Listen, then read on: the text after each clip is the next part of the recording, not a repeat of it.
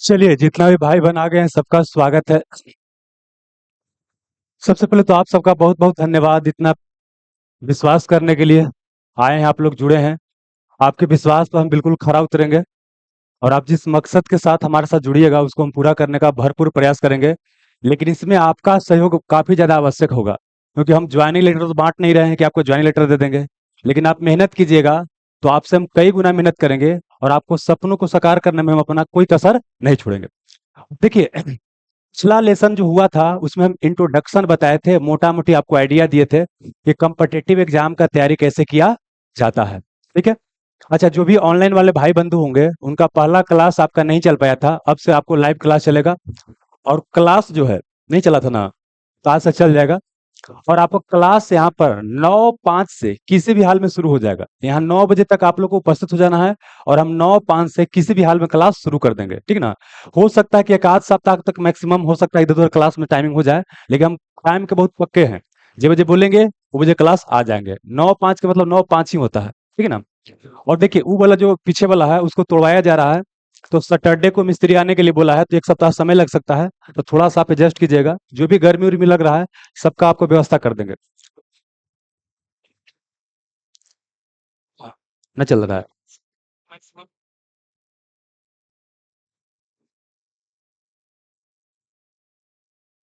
चलेगा, internet issue होगा। रहने दीजिए। हाँ। और दूसरी बात की, जैसे कि आपको बताए थे कि 17 जून से बिहार पुलिस के लिए टेस्ट सीरीज बताए थे और प्रीवियस ईयर क्वेश्चन का डिटेल सॉल्यूशन इस बैच के जितना भी स्टूडेंट है, चाहे ऑनलाइन रहिए चाहे ऑफलाइन, आपको हम फ्री ऑफ कॉस्ट प्रोवाइड करेंगे। ऑफलाइन में खाली फोटोकॉपी का जो चार्ज लगेगा ना, टेस्ट वगैरह का, वो आपको देना होगा। और बाकी देखिए, प्रीवियस ईयर क्वेश्चन का जो डिटेल सॉल्यूशन होगा सब्जेक्ट वाइज की हुई बिहार पुलिस का, तो उसमें क्या है कि आपको हम एप्लीकेशन पर जोड़ देंगे, सबको फ्री ऑफ कॉस्ट जोड़ देंगे। 2 क्लास का, जैसे इस बार जो आपका एग्जाम हुआ था उसको कैंसिल कर दिया गया था, उसका रिकॉर्डेड नहीं है। तो उसको हम क्या करेंगे, यहाँ पर लाइव आपको रिकॉर्ड करेंगे, साथ में दोनों देख लीजिएगा।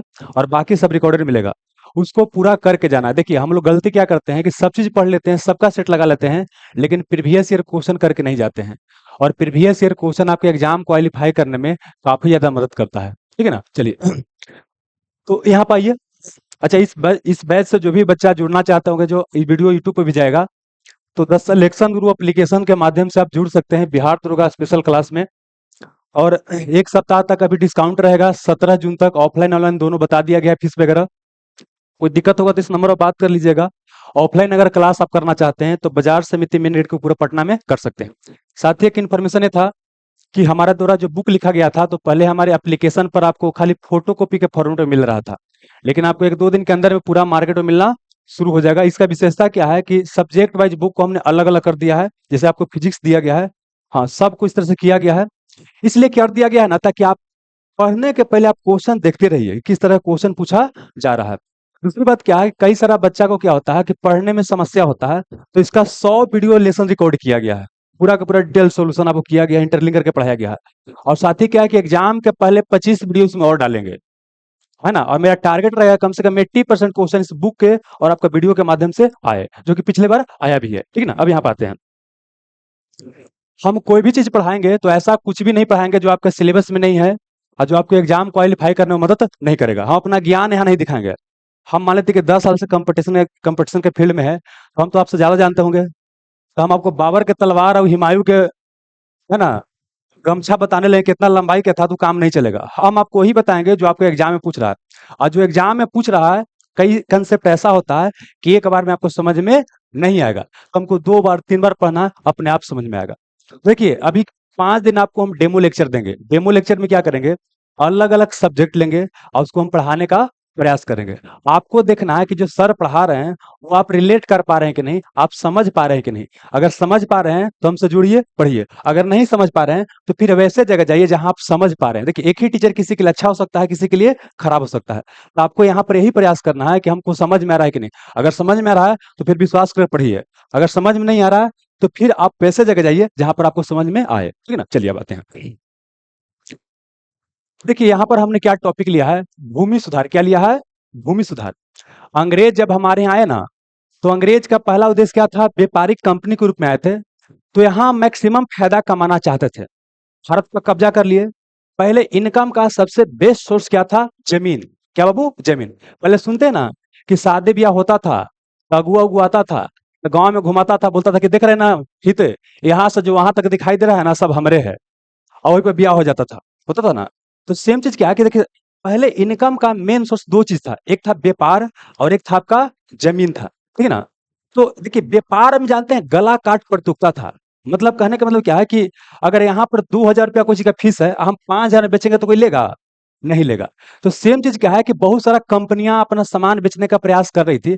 अगर इंग्लैंड का जो कंपनी हमारे ऊपर राज करने लगी थी, अगर वो सामान का दाम ज्यादा बढ़ा देती तो उसका बिकता नहीं। मतलब ये हो गया कि व्यापार से ज्यादा पैसा तो कमा नहीं सकता है एक हद से ज्यादा। अब क्या है कि जमीन से पैसा कमाया जाए, तो भारत पर कब्जा कर लिया। क्या बोला कि भारत का जमीन बिगड़ा हुआ है, तो हम क्या करेंगे? सुधारेंगे। बिगड़ल आदमी को नहीं सुधारते हैं, तो क्या बोला कि बिगड़ा हुआ है, हम क्या करेंगे? सुधारेंगे। और उसी क्रम में कई सारा भूमि सुधार किया, और उस भूमि सुधार से क्वेश्चन आपको पूछा जाता है। तो सबसे पहले हम क्या देखेंगे कि बिहार दरोगा में जब भी पढ़ाएंगे ना, तब टॉपिक दिखाते चलेंगे, क्या क्या क्वेश्चन टॉपिक से पूछा जा चुका है अभी तक बिहार दरोगा में, तब आपको आइडिया होगा कि हमें क्या पढ़ना है, क्या छोड़ना है। तो देखिए, अंग्रेजों के भूमि सुधार से अब तक 5 क्वेश्चन बिहार दरोगा में पूछा जा चुका है। पहला क्वेश्चन देखिए क्या है, यहाँ है कि भारत में रैयतवाड़ी व्यवस्था किसके द्वारा प्रारंभ किया गया? रैयतवाड़ी हो गया, महलवाड़ी हो गया, इजारादारी हो गया, अस्थाई बंदोबस्त हो गया, जिसको जमींदारी बोलते हैं, तो किसके द्वारा शुरू किया गया उसके बारे में यहाँ पर चर्चा है। आंसर के फेरे मत रहिए, खाली क्वेश्चन देखिए कि आपको पढ़ना क्या है कि रैयतवाड़ी व्यवस्था किसने शुरू किया था। फिर अगला क्वेश्चन देखिए दोस्त, ये आपका एग्जाम का ईयर लिखा हुआ है, निम्नलिखित में से किसने रैयतवाड़ी बंदोबस्त आरंभ किया? अब देखिएगा, यहाँ पर देखिएगा, इसमें देखिए ऑप्शन अलग अलग है, और इसमें देखिए क्या है, ऑप्शन क्या है, क्वेश्चन वही है, लेकिन ऑप्शन क्या है, अलग अलग है।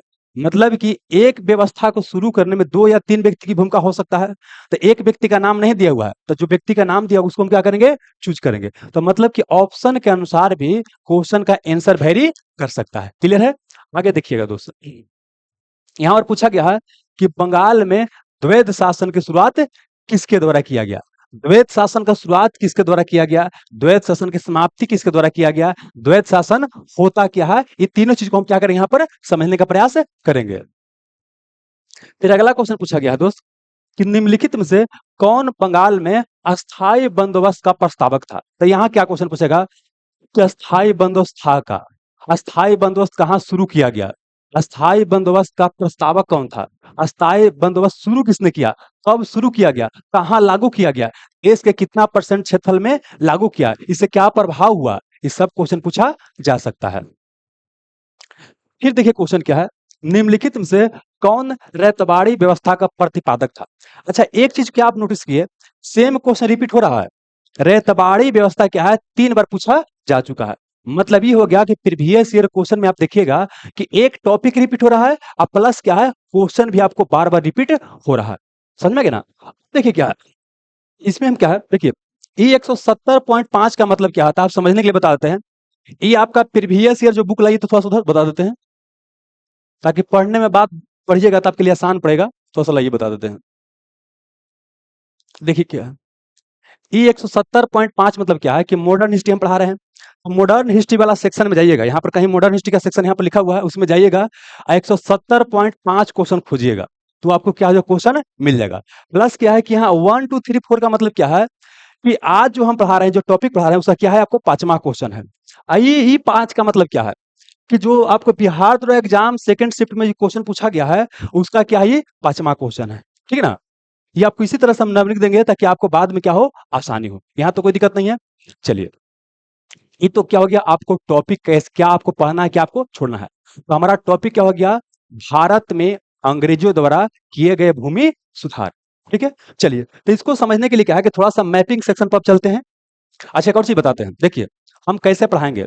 पहले क्वेश्चन दिखा देंगे, क्वेश्चन क्या है, उसके बाद हम लिख करके समझा देंगे पूरा, और उसके बाद पीडीएफ क्या करेंगे, आप जो हम बनाते हैं पीडीएफ, वो पीडीएफ को क्या करेंगे, पढ़ देंगे, ताकि आपको कुछ दिक्कत ना हो। क्या क्या, पहला आपको क्वेश्चन दिखा देंगे ताकि आइडिया लग जाए क्या पढ़ना है, क्या छोड़ना है। अगला काम क्या करेंगे कि आपको लिख के हम पढ़ा देंगे। ठीक है, कहानी बन जाएगा।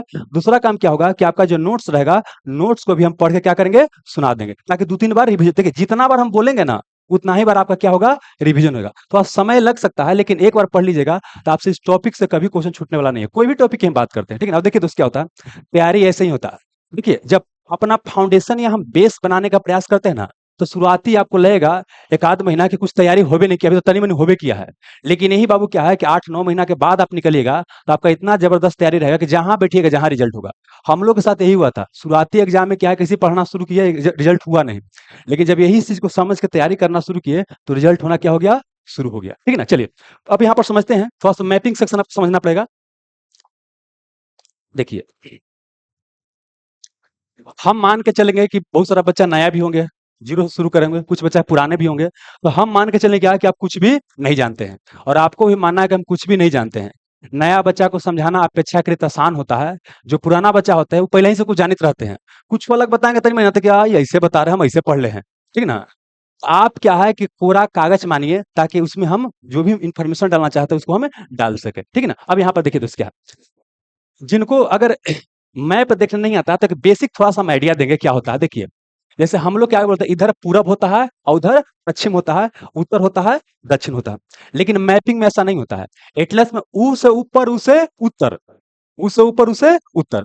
तो मतलब मैपिंग देखिए कैसे देखा जाता है, ऐसे हो गया तो ऊ से हो गया ऊपर, तो ऊ से ऊपर उसे उत्तर, और नीचे क्या हो गया, दक्षिण। ऊ से ऊपर उसे उत्तर और नीचे हो गया दक्षिण। ई वाला हो गया कुछ पूरब, ये हो गया पूरब, आई हो गया कुछ पश्चिम हो गया। फिर से आते हैं, ऊ से ऊपर उसे उत्तर, और नीचे क्या हो गया, दक्षिण। इधर हो गया पूरब, इधर हो गया पश्चिम। यहां तक तो क्लियर नहीं है, क्लियर है दम है। अब आगे चलिए। अब अगर इस ए साइड में कोई एरिया में कुछ दिखना है तो ये दोनों को पढ़िए, उत्तर पूरब या पूरब उत्तर। चाहे तो पढ़ेंगे उत्तर पूरब और चाहे पूरब उत्तर। तो क्या क्या पढ़ेंगे बाबू, चाहे तो पढ़ेंगे उत्तर पूर्व और चाहे पढ़ेंगे पूर्व उत्तर। अब पूरब और उत्तर को मिला देंगे तो बन जाता है पूर्वोत्तर। क्या बन जाता है, पूर्वोत्तर बन जाता है। क्लियर है। उस तरह से क्या कि अगर इधर कोई कुछ लेना है स्थान का नाम, तो क्या पढ़ेंगे बोलिए, उत्तर पश्चिम या पश्चिम उत्तर। तो हम लिखते हैं क्या, उत्तर पश्चिम, उत्तर पश्चिम, या क्या बोलेंगे, पश्चिम उत्तर। अच्छा दोस्त, पश्चिम और उत्तर को मिला देंगे तो बन जाएगा पश्चिमोत्तर। पश्चिम उत्तर को मिलाएंगे तो क्या बन जाएगा, पश्चिमोत्तर,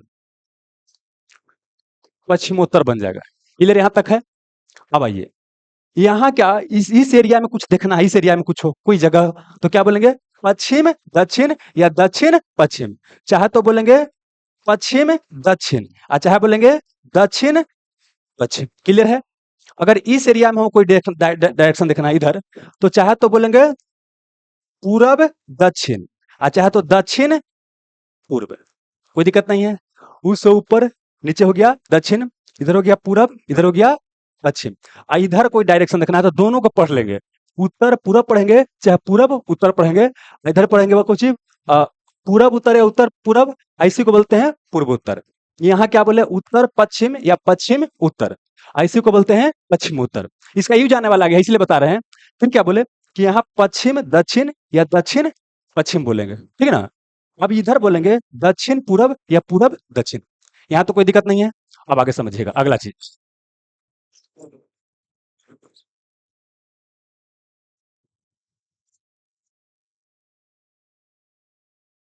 अब देखिए आगे क्लासेज में देशांतर अक्षांश के बारे में हम बताएंगे। फिलहाल जानिए कि यहाँ पर एक देश है इंग्लैंड। क्या है, इंग्लैंड है। जैसे भारत को हिंदुस्तान बोलते हैं, इंडिया बोलते हैं, भारत बोलते हैं, तो ऐसे ही हम कभी बोलेंगे इंग्लैंड बोलेंगे, कभी यूनाइटेड किंगडम बोलेंगे, कभी बोलेंगे यूके बोलेंगे, कभी बोलेंगे ब्रिटेन। ये चारों का मतलब एक ही होता है। हालांकि थोड़ा थोड़ा डिफरेंस है, वो हम भूगोल बताएंगे तो हाँ इसके बारे में चर्चा करेंगे। क्या क्या बोले, चाहे इंग्लैंड, चाहे ब्रिटेन, चाहे यूनाइटेड किंगडम और चाहे बोलेंगे यूके, सब का मतलब एक ही है। तो यहां से क्या होता है कि रेखा जाता है 0 डिग्री देशांतर। 0 डिग्री देशांतर क्या नाम है, 0 डिग्री देशांतर बोलते हैं। 0 डिग्री देशांतर। देखिए देशांतर क्या होता है, अक्षांश क्या होता है, जब ज्योग्राफी पढ़ाएंगे तो बताएंगे। फिलहाल जो समझना है वो समझिए। देखिए 0 डिग्री का देशांतर, अगर इधर चलेंगे तो पूरब आएगा कि पश्चिम आएगा, इधर क्या आ जाएगा, पूरब आ जाएगा, और इधर क्या आ जाएगा, पश्चिम आ जाएगा। अब दोस्त आप बताइएगा, इधर वाला जितना देश है ना सबको बोलते हैं पूर्वी देश। क्या बोलते हैं, पूर्वी देश। तो बताइएगा ये आपका है भारत, क्या है, भारत है। तो भारत क्या है, पूर्वी देश की पश्चिमी देश? पूर्वी देश है। ये आपका जापान है, जापान पूर्वी देश है कि पश्चिमी देश है? ये आपका चीन है, बोलिए कौन देश है? पूर्वी देश। ये आइए, ये हो गया अमेरिका, कौन देश है? पश्चिमी देश। अच्छा, ये पूरा ये है पूरा यूरोप, यूरोप को भी हम मानते हैं पश्चिमी देश, क्या मानते हैं? पश्चिमी देश। तो बताइए हम लोग कौन देश में आएंगे? पूर्वी देश। अब समझिए क्या, शुरुआती समय में बोल सकते हैं कि 1500 से 1600 के बीच में भारत और चीन दुनिया का सबसे बेहतर देश था जीडीपी के मामले में, मतलब पैसा कौड़ी के मामले में। देखिए क्या होता है, कोई देश अमीर कैसे होगा, कोई भी व्यक्ति अमीर कैसे होगा? जो अपना सामान मैक्सिमम लोगों तक बेच पाएगा उतना ही अमीर बनेगा। जैसे एग्जांपल के लिए क्या है कि हम पढ़ा रहे हैं, हम जितने लोग तक अपना सामान बेच पाएंगे, हम क्या बेच रहे हैं? सर्विस बेच रहे हैं। क्या बेच रहे हैं? सर्विस। जितना मैक्सिमम लोग तक बेच पाएंगे उतना ही हमारे पास क्या आएगा? पैसा आएगा। तो इसी क्या है कि व्यापार के माध्यम से लोग देश क्या होता है? अमीर होता है। देखिए व्यापार चाहे वस्तु का हो सकता है चाहे सेवा का। वस्तु मतलब क्या है? कलम दिए, ये वस्तु हो गया। सेवा मतलब कि पढ़ा दिए, इसको लेकर भाग नहीं सकते, खाली अनुभव कर सकते। क्या हो गया? सेवा। तो वस्तु और सेवा के व्यापार के माध्यम से आप अमीर हो सकते हैं। जो देश जितना सामान बेचेगा उतना ही उन्हें से पैसा आएगा। हेने से हम सामान दिए बाबू ना, पकड़े इसको, सामान दिए और उन्हें से पैसा दीजिए, आप पैसा दीजिए नहीं चलिए। हाँ, तो मतलब क्या हुआ कि सामान जाएगा, पैसा आएगा। भारत और चीन का सामान का डिमांड पूरा दुनिया में था, तो भारत और चीन क्या रहेगा? आगे रहेगा। फिर बाद के समय क्या हुआ कि इंग्लैंड में आया औद्योगिक क्रांति, तो उसका सामान पूरा दुनिया में बिकने लगा, तो इंग्लैंड हो गया अमीर। होकर बाद क्या हुआ कि अमेरिका का सामान पूरा दुनिया में बिकने लगा, तो कौन अमीर हो गया? अमेरिका। अब कौन हो गया? चाइना का सामान फिर से पूरा दुनिया में बिक रहा था, कौन अमीर हो गया? अब कुछ समय के बाद फिर भारत का सामान सबको बिकने लगा, तो किसका हो जाएगा? भारत हो जाएगा, है ना? बेच के ही अमीर हो सकता है आदमी, नौकरी करके नहीं। नौकरी करके जीवन चल सकता है, लेकिन बेच के ही अमीर हुआ जा सकता है। यहाँ पर आइए, अब समझना क्या है कि 15वीं 16वीं सदी के दौरान हमारे देश में क्या हुआ कि भारत में धर्म क्या हो गया? साइंस पर हावी हो गया। कि धर्म और साइंस का मतलब क्या होता है? धर्म भगवान नहीं होता है, धर्म बेसिकली नैतिक नियम होता है समाज को चलाने के लिए। लेकिन कुछ खास वर्ग को अगर फायदा होता है तो आपके ऊपर थोप देते हैं कई तरह के नियम कि आप उसको मानो और कुछ खास वर्ग को फायदा होता रहे, ठीक ना? तो हमारे यहाँ क्या होगा? धर्म बोलता है कि बस जो कह दिए सामान लो, गरीब है तो मानो कि पिछला जन्म पाप किए हैं, ठीक ना? लेकिन तर्क वितर्क बोलता है कि नहीं, गरीब का कारण क्या है? गरीब का कारण ये भी ना हो सकता है जी कि हमको आगे बढ़ने का मौका ना मिला। जैसे मान लें कि 2 बच्चा पैदा लिया है, एक क्या है कि उसके पापा नौकरी करते हैं, एक के पापा दारू पी के पड़े रहते हैं, है ना जी? दोनों पढ़ने में ठीक है। ये हो सकता है ना कि जेकर पापा दारू पी के पड़े रहते हैं वो कुछ ना करे जीवन में? हो सकता है ना? मतलब कि अमीरी-गरीबी का कोई ज़रूरी नहीं है कि भाई ऊपर को कोई पाप किया होगा। हो सकता है कुछ मानव निर्मित कारण हो, जैसे भारत में अगर अमीरी-गरीबी है या इस दुनिया में जहाँ भी है, तो मानव निर्मित नहीं है जी। कोई कंपनी है, वो कंपनी का मालिक है पूरा का पूरा चाहता है कि हम फायदा हम ही हड़प ले, तो वो अमीर नहीं हो जाएगा, समझे ना? तो यहाँ समझना क्या है कि भारत में धर्म हावी हो गया। धर्म क्या है? जकड़ दिया इसको। हम देखिए बढ़ने का प्रयास कर रहे हैं लेकिन बढ़ नहीं पा रहे हैं, तो धर्म का किया? जकड़ दिया। लेकिन वही समय यूरोप में क्या हुआ? पुनर्जागरण। पुनर्जागरण मतलब होता है फिर से जागना। देखिए विश्व के प्रत्येक बाबू जो भी देश है, 3 तरह के इतिहास है, प्राचीन, मध्यकालीन, आधुनिक। तो प्राचीन को माना जाता है ज्ञान विज्ञान तरक्की का काल, और आधुनिक को भी तरक्की काल माना जाता है। अब मध्यकाल को सब जगह अंधकार का काल माना जाता है। क्यों माना जाता है? क्योंकि यहाँ माना जाता है कि धर्म हावी हो गया, ज्ञान विज्ञान आगे नहीं बढ़ा। तो सेम चीज हमारे यहाँ हुआ, लेकिन यूरोप में क्या हुआ? पुनर्जागरण हो गया। और उसी के साथ क्या हुआ कि भारत का खोज किया गया। तो क्या भारत कहीं भुलायल था? नहीं। पहले भारत का तो ऐसे व्यापार होता था, ये जमीन मार्ग से, क्या वो? जमीन मार्ग से। यहाँ अच्छा यूरोप पूरा क्या है? ईसाई। क्या है बाबू? ईसाई है, समझिएगा। यूरोप पूरा ईसाई है। और यहाँ से क्या है कि ये एरिया से ये है अरब। वर्तमान समय में यहाँ पर सऊदी अरब कहा जाता है। तो यहाँ सऊदी अरब से क्या हुआ कि मुस्लिम शासकों का उदय हुआ, मुस्लिम धर्म का, और मुस्लिम शासकों का उदय हुआ। आई एरिया पर क्या किए? कब्जा कर लिए। कब्जा कर लिए तो समझिए क्या है, ये व्यापार को बंद कर देंगे ना? नहीं, व्यापार को कोई बंद नहीं करता। व्यापार से टैक्स आता है, व्यापार को कोई बंद करेगा? नहीं। लेकिन समझिए कि यहाँ पहले कोई सामान 5 रुपया का जा रहा था, जाए में गाड़ी भाड़ा लग रहा था 3 रुपया, तो 5 दिन कितना हो गया? 8। 2 रुपया फायदा लिया और 10 रुपया में बेच दिया। लेकिन अब क्या होगा कि जो ईसाई है, दोनों में धर्म युद्ध चल रहा था, धर्म के लेकर युद्ध चल रहा था। तो ये क्या करेगा कि अब 10 रुपया लगा दिया टैक्स, 5 रुपया का सामान, 10 रुपया टैक्स, 2 रुपया फायदा, तो 5 और 10 कितना हो गया? 15 दू 17। तो यहाँ के लोग के सामान महंगा पड़ेगा कि नहीं पड़ेगा? पड़ेगा। अब बोलिए, भारत के साथ जानते हैं इस सब देश का व्यापार करना मजबूरी था। तो मजबूरी क्यों होगा? देखिए भारत में क्या क्या हो रहा था। भारत में बाबू मसाला क्या हो रहा था? मसाला। बोलिए मसाला के व्यापार के लिए इतना मारामारी? हाँ बाबू देखिए, ये है ठंडा देश। क्या है? ठंडा। ठंडा में जानते हैं सर्दी खांसी वगैरह बहुत हो जाता है, लेकिन वही क्या करते हैं कि आदि उदी कुछ करके पी लेते हैं तो तबीयत ठीक हो जाता है कि नहीं हो जाता है। तो एक तो क्या है कि मसाला क्या क्या है, मेडिसिन प्रॉपर्टी होता है, दवाई वाला प्रॉपर्टी होता है। अगला फिर क्या होता है इसका, कोई जानवर उवर मर गया तो मसाला लगा देंगे तो लंबा समय तक सुरक्षित रहता है। पहले गांव में देखते होंगे खांसी खाए के हित न तहीं से अंगिया आता था। खांसी खाने का जानते हैं ना? नहीं जानते हैं? जान लीजिए, खांसी खाने का अंगिया आता था तो वहां खांसी खाने जाइएगा तो वहां 5 गो खांसी मरायल है। क्या एगो टंगिया काट के ओकरा में हल्दी लगा कर रख दिया जाता था ताकि लंबा समय तक सुरक्षित रहे। अगर इसे रिलेट नहीं कर पा रहे तो एक और एग्जांपल लेते हैं। आपके घर में अचार होता होगा, अचार में देखते हैं मसाला लगा दिया जाता है ताकि लंबा समय तक सुरक्षित रहे। तो ऐसे ही यहाँ कोई जानवर मर जाएगा तो उसको लंबा समय तक सुरक्षित रहने के लिए क्या उसमें मिला देंगे? मसाला मिला देंगे। ठीक ना? और भोजन को टेस्टी बनाता है। एक तो मसाला का व्यापार करना मजबूरी था। इसके अलावा क्या था कि यहाँ का सूती कपड़ा, क्या वो सूती कपड़ा बहुत अच्छा होता था। तो मसाला और सूती कपड़ा के लोग व्यापार करते हैं। ये लोग यहाँ से यूरोप से कंपनी आता था और यहाँ सामान खरीदा और यहाँ पर पहुंच गया, यहाँ के मार्केट में बेचा और उससे अपना खुश था, बहुत पैसा कमा रहा था। समझ में आ गया? इसी में क्या होता है कि यहाँ कई सारा कंपनी पुनर्जागरण होता है और जब व्यापार ये अवरुद्ध हो जाता है तो फिर क्या होता है कि भारत का समुद्री मार्ग खोज होता है। भारत का समुद्री मार्ग खोज होता है और शुरुआती में इंग्लैंड बाबू आगे नहीं था। यहाँ पर देखिए, ये आपको ये है पुर्तगाल और स्पेन। पुर्तगाल और स्पेन, ये सबसे क्या था, समुद्री पावर था। इसने क्या किया कि भारत आने का एक समुद्री मार्ग ऐसे खोज लिया। पहले समुद्र में दूर तक लोग व्यापार इसलिए नहीं करते थे, उनको मानना था कि समुद्र कैसा ऐसे है, ऐसे धरती ऐसे है, अगर ऐसे हम चलते जाएंगे ऐसे ऐसे तो कहीं ना कहीं क्या हो जाएंगे, गिर जाएंगे, गिर जाएंगे तो खत्म हो जाएंगे। ठीक है ना? इसीलिए क्या किया गया, वो लोग दूर तक नहीं चलता। लेकिन विज्ञान का खोज हो गया, विज्ञान ने ये साबित कर दिया कि नहीं, पृथ्वी क्या है, गोल है। तो अगर ये गोल चीज है, अगर हम क्या करते हैं यहाँ से चलते हैं तो कभी ना कभी घूमते घूमते यहाँ पहुंचे जाएंगे, पहुंच जाएंगे ना। अब लोग क्या हुआ कि आगे जाना शुरू किए। अब पुर्तगाल ने क्या किया, भारत का समुद्री मार्ग का खोज किया। अब पुर्तगाल का किया, पूरा एरिया पर कब्जा कर लिया और समुद्र में उसका दबदबा चलता है। जैसे आज के समय रोड पर आप चलते हैं तो टोल टैक्स लगता है। पहले यहाँ क्या हो, समुद्र में इसको पुर्तगाल को टैक्स देना पड़ता था और नहीं दीजिएगा तो नाव आपको डुबा देगा। ठीक है ना? ये काम करता कौन? पुर्तगाल करता था। लेकिन धीरे धीरे पुर्तगाल की शक्ति क्या हुआ, कमजोर हुआ। और कौन आ गया उसके बाद बाबू, आपको आ गया इंग्लैंड। कौन आ गया? इंग्लैंड आ गया। ये वाला है, इंग्लैंड आ गया। ठीक ना? और कई सारा कंपनी, एक दो ना, कई सारा। सुनिएगा, देश बाबू क्या है, सरकार नहीं आया है। जैसे हमारा जियो कंपनी है ना, तो जियो कंपनी अफ्रीका में सिम बेचने गया है। अफ्रीका में, ये अफ्रीका है और यहाँ एक देश पर कब्जा कर लिया। सेम चीज क्या हुआ है, एक कंपनी था, उसका नाम था ईस्ट इंडिया कंपनी। देखिए, चूंकि पूर्वी देशों के साथ व्यापार कर रहा है तो जितना यूरोप का देश है ना, सब अपना कंपनी का नाम रखेगा east India company. East India company. England के है तो इंग्लैंड ईस्ट इंडिया कंपनी, है ना? फ्रांस का है तो फ्रेंच ईस्ट इंडिया कंपनी, सबके ईस्ट इंडिया कंपनी। तो कंपनी हमारे यहाँ व्यापार करने आया। जब व्यापार करने आया तो यहाँ व्यापार से बड़ी फायदा कमाया। लेकिन इसी बीच क्या होता है कि भारत का एक शासक होता है, 1707 में इसका मृत्यु हो जाता है। उसका नाम होता है औरंगजेब।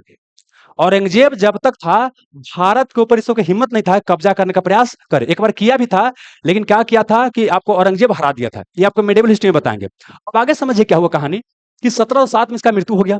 अब यहाँ के राजा महाराजा क्या हुआ, कोई इन्हें बंगाल में अलगे राज बना लिया, कोई इन्हें हैदराबाद में मिल गए, कोई अवध में मिल गए, सबका की अलग अलग राज बना लिया।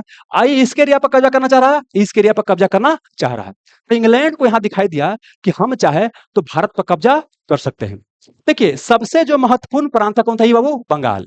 अब बंगाल का मतलब बंगाल, बिहार, उड़ीसा, असम में कुछ इलाका और बाबू बांग्लादेश। आज बांग्लादेश सुनते हैं ना, बांग्लादेश, उस सब मिलकर बंगाल होता था। बंगाल सबसे अमीर प्रांत था। अगर अमीर प्रांत के ऊपर कब्जा कर लिया जाए तो वहां से जो पैसा आएगा, उस पैसा के बल पर क्या करेंगे, सेना खड़ा कर सकते हैं, खड़ा कर सकते हैं। और सेना के बल पर पूरा दुनिया जीत सकते हैं। और कभी गांव में जमीन लुटाते हुए आप लोग देखे हो? पहले माले वाला जमीन लूटता था अमीर आदमी के, वहां रस्सी ले गया, जौन जितना गेड़ लिया उसका हो गया। तो ऐसी यूरोप की कंपनियां, यहाँ का देश बाबू पूरा दुनिया में जमीन लूट रहा था। इंडिया तो लुटिए रहा था, ये अफ्रीका। अफ्रीका को मैप को ध्यान से देखेगा ना, अब यहाँ का मैप एकदम ऐसे ही से दिखाई देगा, एकदम सीधा सीधा दिखाई देगा। जौन जैसे रस्सी बाबू गिर लिया ना, उसका हो गया था। और उसके लिए सेना चाहिए कि नहीं चाहिए, सेना चाहिए। ठीक ना? तो इंग्लैंड देखिए क्या व्यापार कर रहा था, लेकिन धीरे धीरे क्या हुआ, उसके अंदर राजनीतिक महत्वाकांक्षा आ गया देश पर कब्जा करने के लिए। क्यों, देखिए अभी व्यापार कर रहा है तो भारत के शासक से पूछ के कोई डिसीजन लेना पड़ता है। लेकिन अगर भारत पर कब्जा कर ले तो अपने अनुसार निर्णय ले सकता है, ले सकता है ना। चलिए, तो यहां पर क्या किया, बंगाल पर कब्जा कर लिया। अच्छा, बंगाल पर जब कब्जा किया तो दो युद्ध याद रखना है, एक 1757 का, एक 1764 का। इसको बोलते हैं पलासी का युद्ध। क्या बोलते हैं? पलासी का युद्ध बोलते हैं। और इसको बोलते हैं बक्सर, बक्सर का युद्ध। क्या बोले दोस्त कि दो युद्ध याद रखना है फिलहाल के लिए, 1757 में पलासी का युद्ध और 1764 में बक्सर का युद्ध। यह जो युद्ध था पलासी का युद्ध, यह धोखा की लड़ाई था। मतलब इसमें क्या हुआ कि बंगाल को जब जीतने का प्रयास कर रहा था ना, बंगाल के जो शासक था, उस शासक के सेनापति को अंग्रेज कंपनी का किया अपने तरफ मिला लिया। जब शासक लड़ने गए, हम लड़ने गए, हमारे सेना के भी नहीं किया, तो हम मारा ही नहीं जाएंगे जी, तो हम मारा गए। और उसके बाद क्या हुआ कि हमारा जो सेनापति था उसको बना दिया गया शासक, लेकिन असली शासन कौन संभालेगा? अंग्रेज। अंग्रेज कौन? देश नहीं, कंपनी। कौन करेगा? कंपनी करेगा। ये तो धोखा की लड़ाई था। लेकिन कुछ समय बाद भारत के शासक को लगा कि अगर हम लोग मिल के लड़ते हैं ना, तो इसको हराया जा सकता है। किसको? ईस्ट इंडिया कंपनी, मतलब अंग्रेज को। तो यहाँ लड़ाई लड़ा, लेकिन यहां पर क्या हुआ कि भारतीय शासकों का हार हो गया। भारतीय शासकों क्या हो गया? हार हो गया। तो यहां पर तय हो गया कि भारत पर शासन भारत के शासक नहीं करेंगे, बल्कि कौन करेगा? इंग्लैंड करेगा, ईस्ट इंडिया कंपनी करेगा। समझ में आ गया? अब देखिए एक और चीज समझिए, ये क्वेश्चन बीपीएससी में पूछा गया है, समझिए।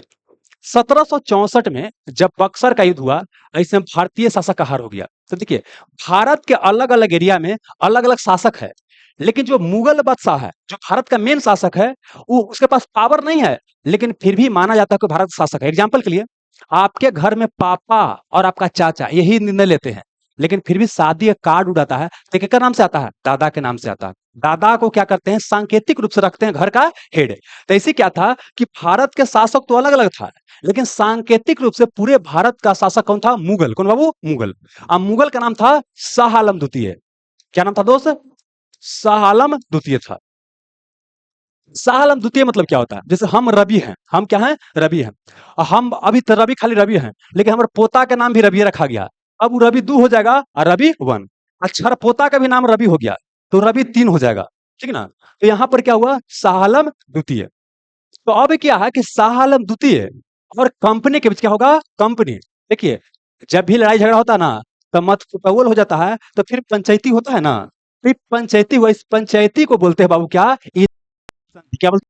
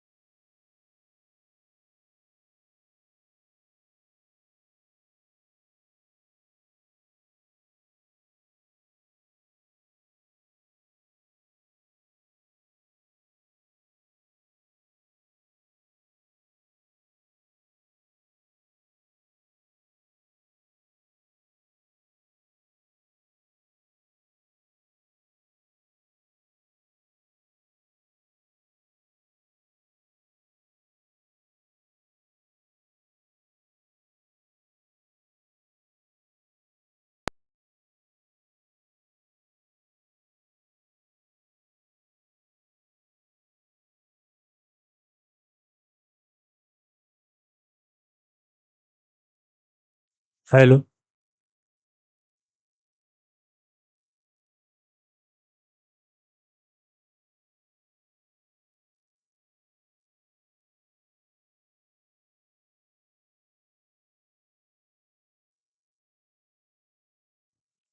चलिए, थोड़ा बहुत जो असुविधा हुआ है बाबू, उसके लिए माफी चाहते हैं। सब सही हो जाएगा, अभी कनेक्शन बना हुआ है।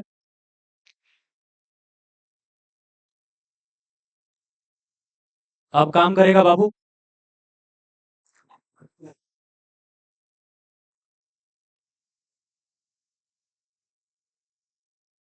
चलिए दोस्त फिर से आते हैं दोबारा वापस आइए। तो इलाहाबाद की संधि कब हुआ? 12 अगस्त 1765। इस संधि के तहत क्या हुआ? हारे वाला देखिए हारता है और जीतता है, तो केकर अनुसार फैसला होता है? जीते वाला। तो यहाँ जीता कौन है? कंपनी। तो यहाँ पर क्या हुआ कि कंपनी की जो कहेगा वो करना पड़ेगा साहल हमको। तो कंपनी ने क्या बोला कि जो यहाँ ये बंगाल है, क्या बोले? ये बंगाल है, बंगाल के पूरा पैसा तहसीलने का अधिकार हमको चाहिए। इसी को बोलते हैं क्या? राजस्व वसूली का अधिकार। क्या बोले? राजस्व वसूली का अधिकार। इसी को बोलते हैं दीवानी अधिकार। किसको मिलेगा? कंपनी को। मतलब क्या हो कि बंगाल से जो पैसा आएगा जमीन से, वो किसके पास चला जाएगा? कंपनी के पास चला जाएगा, है ना?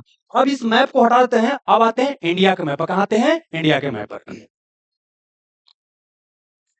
देखिए दोस्त, ये क्या हो गया आपका? इंडिया का मैप हो गया, ठीक है ना? अब समझिएगा यहाँ पर, आइए देखिए। ये जो पूरा इलाका दिखाई दे रहा है, ये वाला पूरा इलाका दिखाई दे रहा है, ये वाला, ये पूरा इलाका, ये क्या था? बंगाल था। तो बंगाल में क्या है? बिहार, झारखंड, उड़ीसा, आई बंगाल। बंगाल का मतलब देखिए क्या है? वेस्ट बंगाल और क्या हो गया? पूर्वी। देखिए क्या हुआ ना कि बंगाल को दो भागों में बाद में बांटा गया है, एक पूर्वी बंगाल, एक पश्चिम बंगाल। तो पश्चिम बंगाल हमारे यहाँ पश्चिम बंगाल के नाम से राज्य बन गया है। अब पूर्वी बंगाल बन गया देश, बांग्लादेश बन गया। तो ये एरिया में क्या बोला गया कंपनी द्वारा कि यहाँ से राजस्व वसूली, राजस्व मतलब क्या? पैसा वसूली का अधिकार हमारा रहेगा। किसका रहेगा? कंपनी का रहेगा। अब समझिए क्या हुआ। यहाँ पर जब युद्ध जीत गया, एक व्यक्ति था जिसका नाम था रॉबर्ट क्लाइव। क्या नाम था? Robert Clive. रॉबर्ट क्लाइव को बंगाल का बना दिया गया गवर्नर। जैसे प्रांत में राज्यपाल होता है ना, राज्यपाल, राज्यपाल को बोलते हैं गवर्नर। तो इंग्लैंड द्वारा या कंपनी द्वारा जीता गया प्रथम प्रांत कौन था? बंगाल। तो बंगाल का गवर्नर किसे बनाया गया? रॉबर्ट क्लाइव को। रॉबर्ट क्लाइव को बना दिया गया। रॉबर्ट क्लाइव ने क्या किया? एक नया तरह के शासन प्रणाली का शुरुआत किया और उसको बोलते हैं दोहरी शासन प्रणाली। क्या बोलते हैं? दोहरी शासन प्रणाली। दोहरी शासन प्रणाली। आई दोहरी शासन प्रणाली कब शुरू किया गया? 1765 में। तो सुनिए क्या क्वेश्चन आएगा, पूछेगा कि दोहरी शासन प्रणाली कहां शुरू किया गया? बंगाल में।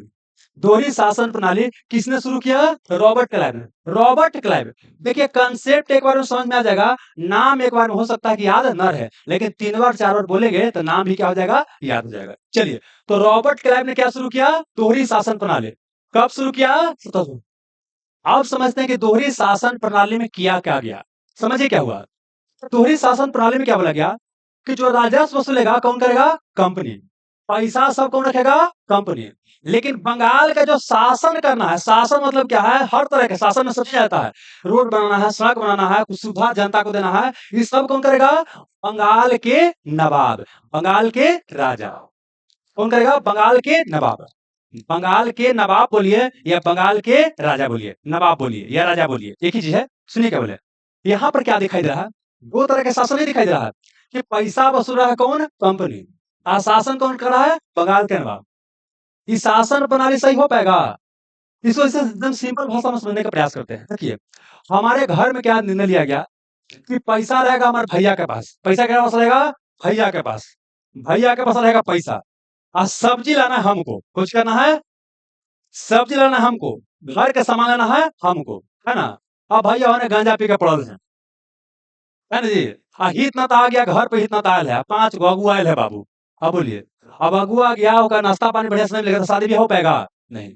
तो ये बाबू बढ़िया शासन चल पाएगा? नहीं। तो मतलब सेम चीज है कि यहाँ पैसा कौन वसूला है? कंपनी। आ शासन करा बंगाल के नवाब। अब बंगाल के नवाब कुछ करना है तो पैसा चाहिए, अब पैसा है ही नहीं है। तो ये दोहरी शासन प्रणाली क्या हो गया? बहुत खराब रहा। यहाँ तक कि बाद में लॉर्ड कर्नवालिस बंगाल का नवाब बंगाल का गवर्नर बन गया। उसने कहा कि लूट खसोट का शासन क्या है? लूट खसोट की शासन है। क्या बोला? लूट खसोट। ये भ्रष्ट शासन क्या है?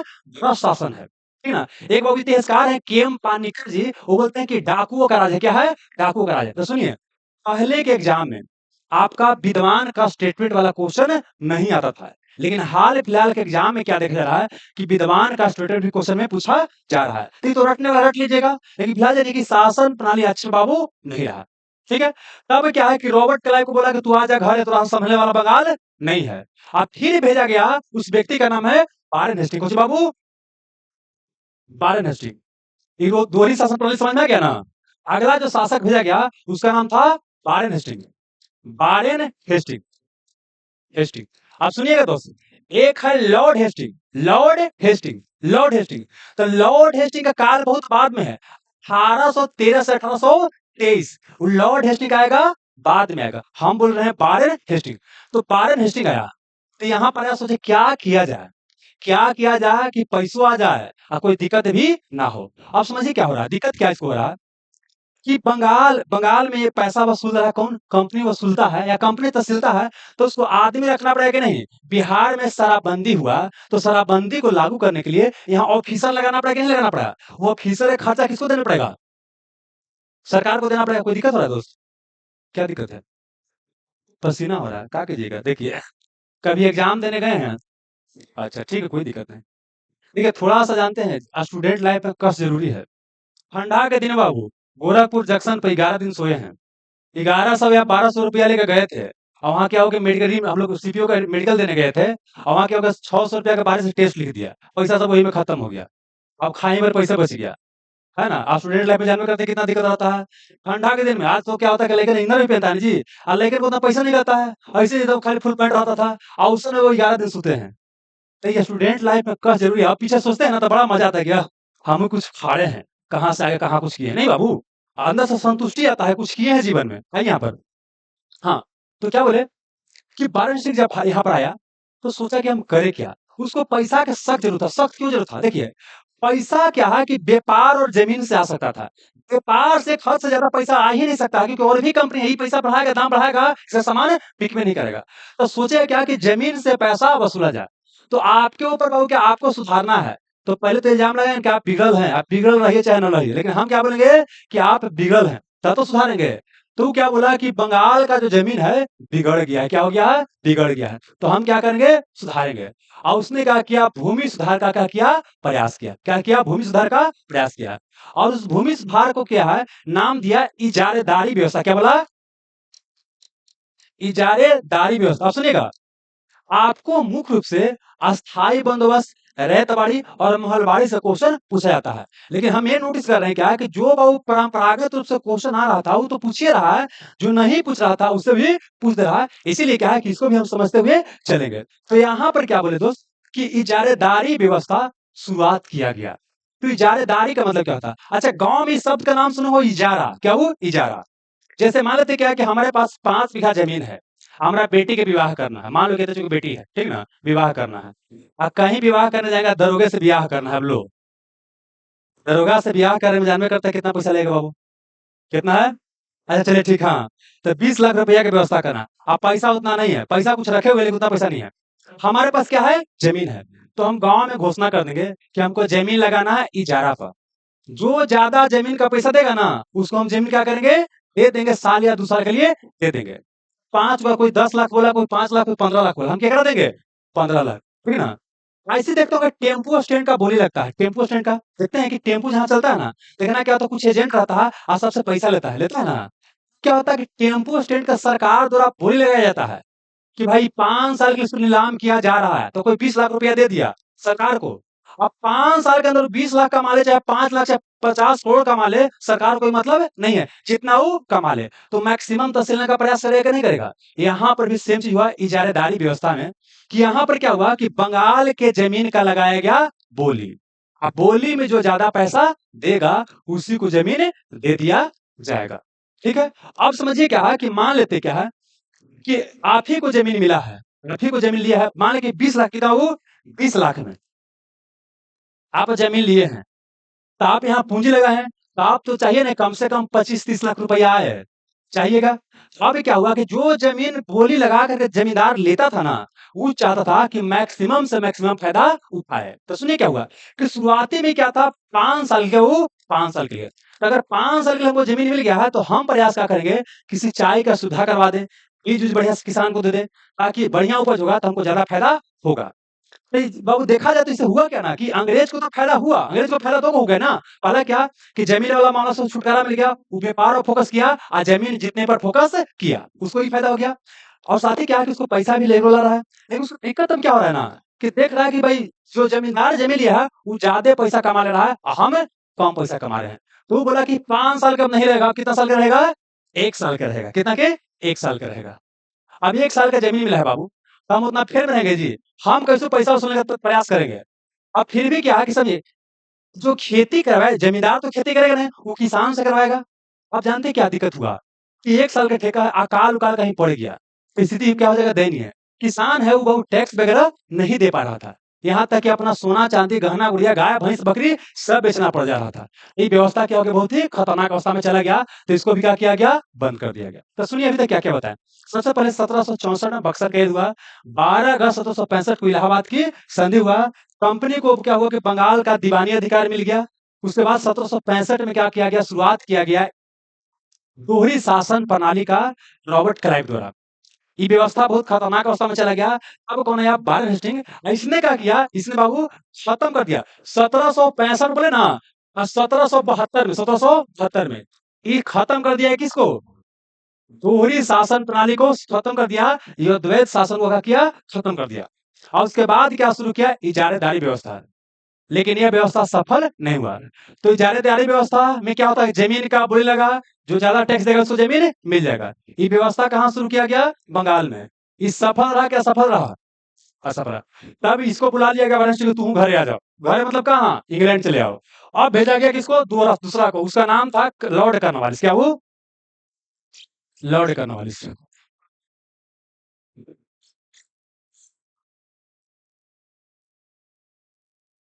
आइए दोस्त, किसको भेजा गया? Lord Cornwallis. कॉर्नवालिस। अरे लॉर्ड मतलब भगवान होता है। जैसे ये लोग अपने आप को भगवाने मानता था। जैसे मोदी जी को भाषण में क्या बोले कि हम बायोलॉजिकल नहीं है, हम क्या हैं? हाँ, कुछ दैवीय शक्ति हमको मिला हुआ है।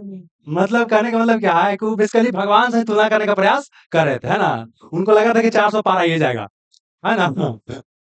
लेकिन अब लगा कि ना, अब बोले कि बायोलॉजिकल पावर है, बायोलॉजिकल है, अब दैवीय शक्ति नहीं बोलेंगे, है ना? देखिए जरूरी है, देखिए कहने को मतलब क्या है, कभी कभी ठोकर लगना जरूरी है जीवन में। ठोकर नहीं लगेगा ना तो दिक्कत वाली बात है यहाँ पर। तो सुनिए, देखिए उनके वोटिंग एजेंडा में स्टूडेंट और टीचर शामिल नहीं है। समझ में गया ना? तो जितना मिला उतना में खुश रहिए। ठीक है, यहाँ पाइए।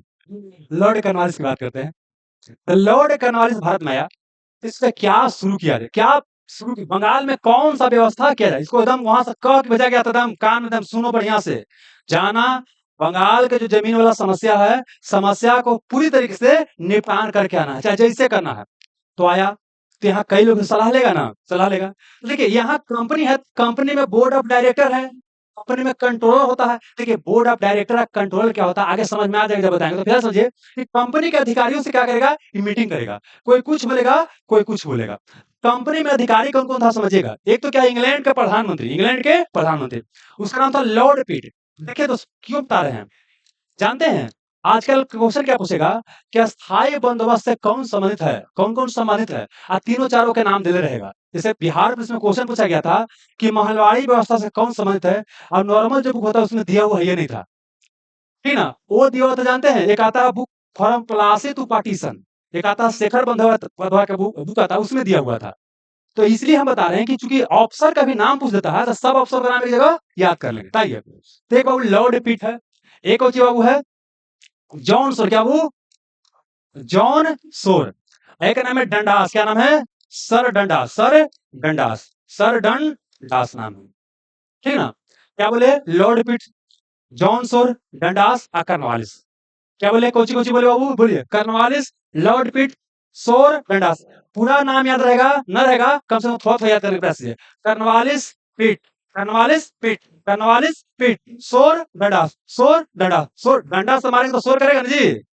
कर्नवालिस का क्या पीट रहा था, है ना? कौन से? डंडा से। तो शोर मचेबे नहीं करेगा। हाँ, तो शोर मचा रहा था। ये सब क्या है? आपको बहुत संबंधित है जमींदारी व्यवस्था से। देखिए बंगाल में जानते हैं, ये देखा क्या सिस्टम, क्या देखा कि गांव में क्या होता है, कोई आदमी होता है जो अपने आप को गांव का पूरा क्या होता है प्रभावशाली व्यक्ति है, और उसका कहना सब कोई मानता है, और मानता है कि हम गांव क्या है, नेता है। तो अगर समझिएगा कि आप लोग में से कोई उठा, आप ही उठ गए, आप लोग सबको अपने नेता स्वीकार कैले हैं, समझिएगा। और एक क्या तरीका क्या है कि हम क्या कर सकते हैं कि ये सब किसान है, एक है आप जमींदार है, क्या है? जमींदार है। आइए यहाँ पर, आइए, खड़ा हो जाइए। लजाइए नहीं, आइए आइए, देखिए बता रहे हैं। आप लोग इतना झिझकते काहे हो? नहीं है, देखिए ये बहादुर वाला बात हुआ है। इनके पहले ताली बजाइए एक बार जोर जोर। हाँ, चलिए ठीक है।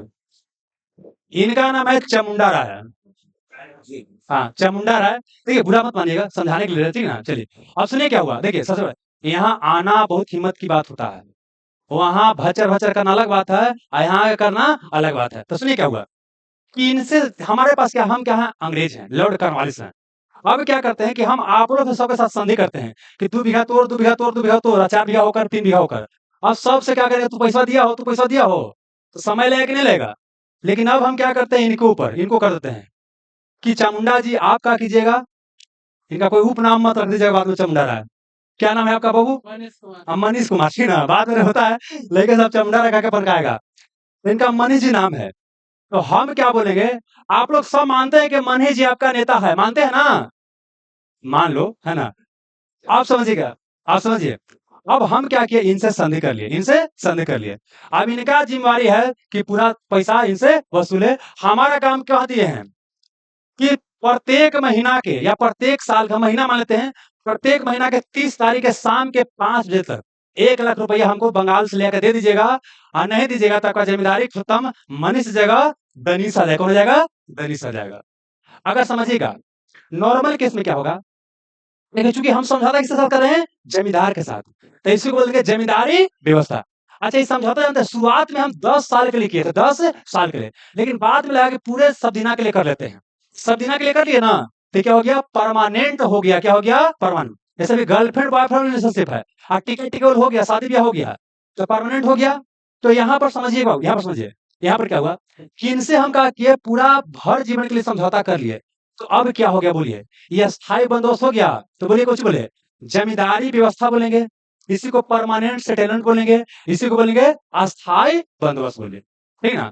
अब इसमें क्या था कि हम नीति क्या बनाए, एक समय दे दिए, तय सीमा के अंदर अगर ये जमीन का पैसा देते रहेंगे तो इनका जिम्मेदारी रहेगा। अगर तय सीमा में नहीं देंगे तो इनका जिम्मेदारी नीलाम कर दिया जाएगा। इसे हम क्या कहले हैं कि इनको ऊपर तलवार ऐसे लगेले हैं कि एकदम लेकर के आना है इतना तारीख के पैसा, और ना लेके आया तो मुड़ी कट जाएगा। तो ये अपना मुड़ी कटवाएंगे या आपका मुड़ी काटेंगे, समझ में गया ना? अब देखिए, अगर ये जमींदार क्या हुए, काल पड़ गया, क्या हो गया, अकाल पड़ गया। अकाल जब पड़ गया तो किसान का देख रहे एकदम बेचारा मर रहा है, गांव के आदमी देख रहे कि हमारे भाई गोतिया सब मर रहा है, ये बड़ा अच्छा आदमी है, ये बड़े पैसा वसूलेंगे जी। हम बोल रहे हैं कि पैसा वसूला जी, तो बोला कि जी हम सब गरीबी स्थिति में कैसे पैसा वसूलेगा, लेकिन हम सब कुछ नहीं जानते हैं, तुम लेके आओ तो आओ, आना लेके आएगा जिम्मेदारी लाम। ये बहुत सीधा आदमी थे, बोले कि जाए तो जिम्मेदारी लाम हो तो हमारा ही बाबू नहीं होगा कि हम गरीब आदमी के मार के पैसा लेंगे। तो इनका जिम्मेदारी क्या हो गया, नीलाम हो गया। अब जमींदारी में बुलाया जाएगा, आप जाइए दोस्त, अब आइए, आप भी आइए बाबू, आइए आइए आइए, चलिए। अब कौन आ गए, ये आ गए। हाँ, खुश रहिए, खुश रहिए। आप चलिए, इनके लिए भी ताली बजा दीजिए। अब इनका सिस्टम क्या है कि बड़ा खतरनाक है ना? इसको किसी से कोई मतलब ही नहीं है। इनका काम क्या है कि बड़े ही पैसा वसूलेंगे, नहीं देगा तो बहुत बाढ़ लेके जाएंगे, 10 गुंडा रखेंगे, अब मार मार के पिटौर कर देंगे। और नहीं रहेगा, सोना चांदी बड़ी छीन लेंगे, मंगलसूत्र अंदर से, है ना? भैंस बकरी जितना है ना, सबको लेकर बाबू यहाँ पर चले आएंगे, है ना? इनका जिम्मेदारी तो रहेगा। लेकिन बोलिए, आपको क्या दिखाई, व्यवस्था में क्या दिख रहा है, समस्या दिखाई दे रहा है कि नहीं दिखाई दे रहा? अच्छा, फायदा केकरा हो गया, हमारा तो पूरा रेला फायदा हो गया जी। हमको क्या है, पैसा वसूलने कोई जिम्मेदारी नहीं रह गया, हम अपना जमीन जीत रहे हैं, हमको फायदा हो गया, है ना? अच्छा देखिए, इनको भी फायदा हो रहा, जानते क्या फायदा हो रहा था? इनको बोला गया था 1 बीघा पे 11 किलो आपको लेकर के आना है, 11 किलो, 10 किलो हमको भेजना है, 1 किलो अपने पास रखना है। लेकिन बाबू क्या है कि हमेशा के लिए फिक्स कर दिया गया है। तो इनको क्या समझ में आया है कि अगर हम जमीन का व्यवस्था, सिंचाई की करवा दे, सिंचाई का व्यवस्था करवा दे, और साथ ही व्यवस्था क्या करते हैं, बीज का करवाते हैं, तो अगर उपज क्या हो गया कि 100 किलो की जगह 500 किलो हो गया, तो हम 50 किलो वसूल लेंगे। लेकिन हमको कितना देना है, 10 किलो। तो बोलिए कितना ज्यादा फायदा हो गया जी? तो सबसे ज्यादा फायदा क्या होगा, जमींदार को। इसलिए देखिएगा, जब हमारे यहाँ आजादी की लड़ाई चल रहा था ना, तो सब जमींदार अंग्रेज के सपोर्ट करता था, क्योंकि उसको पता था कि जब तक अंग्रेज रहेगा तब तक हम मालामाल रहेंगे। समझ में गए ना? ये हो गया। अच्छा, का क्या क्या कि मतलब देखिए, एक तो क्या है कि जमींदार को ज्यादा फायदा हुआ, किसान का शोषण। देखिए, चाहे सरकार बने कांग्रेस का, चाहे सरकार बने भाजपा का, गरीब का तो शोषण होबे ना करेगा। तो शोषण, तो यहाँ पर सेम चीज हुआ कि गरीब का शोषण होगा, किसान का शोषण होगा। सबसे ज्यादा फायदा में कौन? जमींदार। फिर कौन फायदा में? अंग्रेज। और सबसे घाटा में किसान क्या हुआ? सबसे घाटा में हो गया, ठीक है ना। अब देखिए, जानते हैं जमींदारी व्यवस्था में और सिस्टम क्या था कि चाहे जमीन को, इनका जमीन क्या हो गया? खानदानी। क्या हो गया? खानदानी। ये जमीन को बेच भी सकते हैं, खरीद भी सकते हैं, किसी को उपहार में भी दे सकते हैं। पहले सुने हैं कि गेहूं पर बाबू क्या है? जमीन लिखा जाता था। गेहूं 1 किलो देती है ना, तो जमींदार जमीन लिख देता था। मतलब ये जमींदार क्या के पास अधिकार क्या है कि जमीन क्या हो गया? खानदानी। जमीन को खरीद सकते हैं, जमीन को बेच सकते हैं, जमीन को उपहार दे सकते हैं। कोई दिक्कत बाबू? जय के लिए तालीम, एक बार फिर से बाबू। दे सकते हैं। चलिए, तो ये जमींदारी व्यवस्था समझ में आ गया। सुनिए, क्या यहाँ पर क्या शुरू किया गया? बंगाल में। क्या वो? बंगाल में जमीन दारी व्यवस्था है। इसी को बोलते हैं कोची परमानेंट। क्या बोलते हैं? परमानेंट सेटलमेंट बोलते हैं। इसे बोलते हैं अस्थायी बंद। ये कहाँ शुरू किया गया? ई एरिया में। बंगाल, बिहार, उड़ीसा, झारखंड वगैरह सब हो जाएगा, ठीक है ना। और साथ ही क्या है देखिएगा कि बनारस एक थोड़ा सा बनारस है वहां पर भी, यहाँ पर क्या है? कर्नाटक उत्तर हिस्सा में। अब सुनिए, चूंकि इधर बताएंगे तो कंफ्यूजन हो जाएगा, इसलिए हम इधर लेवे नहीं करते हैं। समझ में गए ना। खाली क्या करना है कि यहाँ पर क्या शुरू किया गया आपका बाबू? अस्थायी बंदोबस्त शुरू किया गया। जमींदारों के अधिकार मिला कि जमीन खरीद सकते हैं, बेच सकते हैं, कुछ हो कर सकते हैं। जमींदार जमीन के हो गया असली मालिक। जो किसान पहले जमीन के बाबू क्या था? मालिक था, उसका मालिकाना हक क्या हो गया? खत्म हो गया। आज किसान क्या बन गया? अपने खेत में मजदूर बन गया। जिसका जमीन था वही क्या बन गया? मजदूर बन गया। तो सबसे ज्यादा शोषण किसका हुआ? इसका हुआ। तो सुनिएगा, ये व्यवस्था 1790 में शुरू किया गया। कब बाबू? 1790 में। और 1793 में कर दिया गया अस्थायी। 1790 में शुरू किया गया और 1793 में क्या किया गया? अस्थायी किया गया। पहुंची आपको बाबू ये जमींदारी सिस्टम या परमानेंट सेटलमेंट या स्थायी बंदोबस्त। अब सुनिएगा, इस प्रस्ताव दिया था कहाँ? सर जॉन सोर दिया था प्रस्ताव की व्यवस्था शुरू किया जाना चाहिए। तो क्वेश्चन पूछेगा कि स्थायी बंदोबस्त या परमानेंट सेटलमेंट या जमींदारी व्यवस्था का प्रस्तावक कौन था? कौन? जॉन सोर। और शुरुआत किसने किया? कर्नवालिस। तो अगर प्रस्तावक पूछेगा, प्रस्तावक, तो प्रस्तावक है जॉन सोर। शुरू किसने किया? कर्नवालिस। इसी को पूछेगा जनक कौन है? कर्नवालिस। जनक पूछेगा या किसने शुरू किया? कर्नवालिस। पूछेगा इसका प्रस्तावक कौन था? सोर। कौन कौन अधिकारी संबंधित है बाबू? लॉर्ड कर्नवालिस, लॉर्ड पिट, जॉन सोर, डंडास। अगला क्वेश्चन, ये देश के कितना परसेंट एरिया में लागू किया गया? 19%। कितना बाबू? 19%। देश के 19% एरिया में इसको लागू किया गया, ठीक है। अच्छा, इसमें समझौता किसके साथ किया गया? जमींदारों के साथ। एक पॉइंट और याद करना है, पहले जमींदार का ही जिम्मेवारी होता था कि गांव में शांति स्थापित करे, गांव में न्याय की काम करे, लेकिन उसको व्यवस्था से मुक्त कर दिया जाएगा और उसके लिए पुलिस विभाग की स्थापना किया जाएगा और न्यायालय की स्थापना किया जाएगा। मतलब कि जमींदारों से क्या व्यवस्था छीन लिया गया? गांव में शांति स्थापित करने की और प्लस क्या? न्याय प्रदान करने की। मतलब क्या बोले कि जमींदारों के यहाँ बहुत तरह के अधिकार तो दिया गया, लेकिन साथ ही छीन लिया गया कुछ, उसको गांव में शांति स्थापित करने की जिम्मेदारी छीन लिया गया और प्लस न्याय करने की जिम्मेदारी छीन लिया गया। किसान जमींदार जमीन के मालिक तभी तक हैं जब निश्चित समय पर टैक्स अदा करते रहे। टैक्स अदा करना बंद कर देंगे, उनको जमींदारी नीलाम किया जाएगा। इससे जमीन है ना, बोली फिर से लगाया जाए, कौन नहीं लेगा? तब फलना 5 लाख, फलना 20 लाख, फलना 30 लाख, 30 लाख वाला क्या किया जाएगा? दे दिया जाएगा। तो जमींदारी व्यवस्था समझ में आ गया? समझ में आ गया। अच्छा, इसमें क्या समस्या दिखाई दे रहा है कि यह क्या है? किसान है। ये क्या है? किसान है। और ये क्या हो गया? अंग्रेज। ये क्या है? अंग्रेज है। और बीच में कौन आ गया? जमींदार। जैसे हमारे यहाँ शादी होता है ना जी, इधर लड़की इधर लड़का है और बीच में आता अगुआ, अगुआ था ना बिचमान। तो ऐसे क्या बोले कि यहाँ पर क्या किसान है, अंग्रेज बीच में कौन आ गया? जमींदार आ गया। तो इससे फायदा भी घाटा भी। फायदा क्या हो गया देखिए, अंग्रेज को फायदा क्या है कि अगर किसान को किसान से टैक्स वसूलना है, इसको कोई लेना देना नहीं है। अगला क्या है, किसान अगर गुस्सा में भी रहेगा तो कहाँ गुस्सा निकलेगा? जमींदार के ऊपर। एग्जाम्पल के लिए क्या है कि आप खिसिया कहेंगे चला सिलेक्शन वाला मास्टरवा के दिखा देते हैं, है ना। अब आए ऑफिस में, बुलाए का इतना गरमाइल का है, बैठी है ऑफिस में, गए ठंडा उंडा पिला दी है, लो सारा गुस्सा खत्म हो गया आपका। तो हम बच गए कि नहीं बच गए जी, है ना। तो ऐसी बाबू क्या है, किसान के गुस्सा से कौन बच गया? अंग्रेज बच गया। लेकिन दिक्कत क्या हुआ, अब समझिए क्या कि आपका कोई समस्या आ रहा है, आप जाकर ऑफिस से बता रहे हैं और समस्या हमको बताइए नहीं, क्या समस्या बच्चा बच्चा को आ रहा है, तो हम समझ पाएंगे नहीं। तो यहाँ भी सेम चीज हुआ, किसान को क्या समस्या आ रहा है, अंग्रेज जाने नहीं पा रहा है, ठीक ना।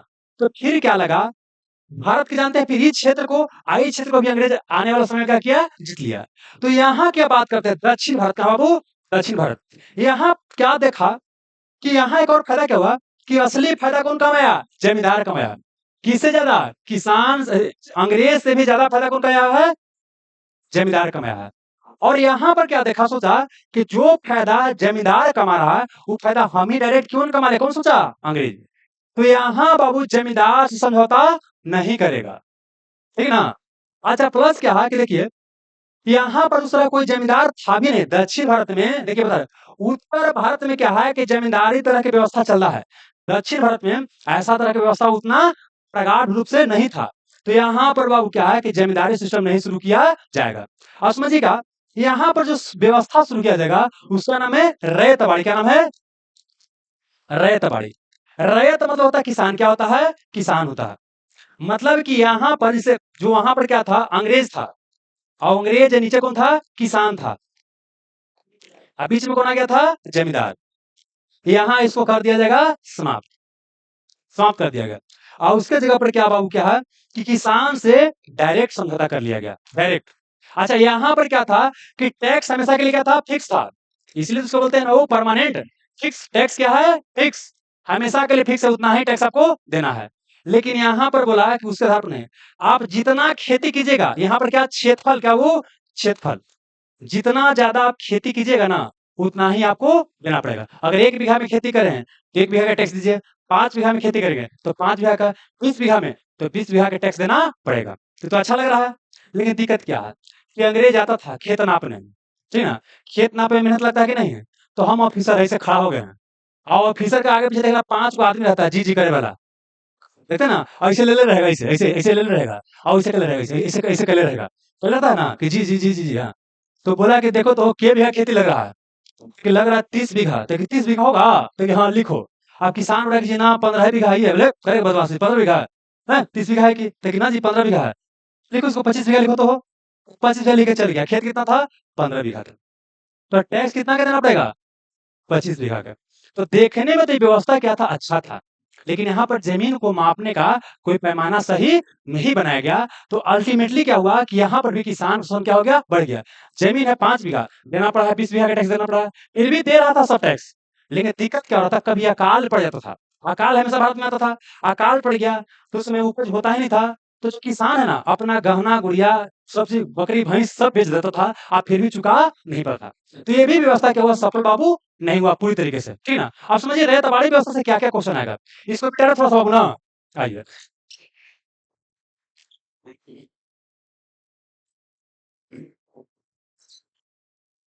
आइए पूछेगा। देखिए कहाँ कहाँ समझिएगा, ये इसको ये एरिया को बोलते हैं मद्रास, क्या बोलते हैं, मद्रास। आई को बोलते हैं बॉम्बे, क्या बोलते हैं, बॉम्बे। समझिए क्या है बाबू, जैसे अंग्रेज जब भारत में शासन कर रहा था ना, 3 गो प्रांत उसका बना था, मुख्य रूप से कितना था, 3। हालांकि बाद समय 11 प्रांत हो गया था, लेकिन शुरुआत में कितना बोले, 3 गो। एक था बंगाल, एक था मद्रास, एक क्या था, बॉम्बे। बॉम्बे को बॉम्बे बोलते, बॉम्बे को काट के गुजरात और महाराष्ट्र बना दिया गया। तो बंगाल, मद्रास और बॉम्बे। अब समझिए क्या हुआ कि ये जो रैयतवाड़ी व्यवस्था है, क्या बोले, रैयतवाड़ी, रैयतवाड़ी। तो यहाँ पहला क्वेश्चन पूछेगा रैयतवाड़ी में, किसमें समझौता के साथ किया गया, किसान के साथ किया गया। इसमें जो टैक्स है किस आधार पर तय किया गया, क्षेत्रफल, क्या वो क्षेत्रफल के आधार पर तय किया गया। अब पूछे कौन शुरू किया गया, तो यहाँ 3 व्यक्ति के नाम याद रखना है। एक का नाम है एलेक्जेंडर रीड, क्या वो एलेक्जेंडर रीड। एक का नाम है वो टॉमस मुनरो, क्या वो टॉमस मुनरो।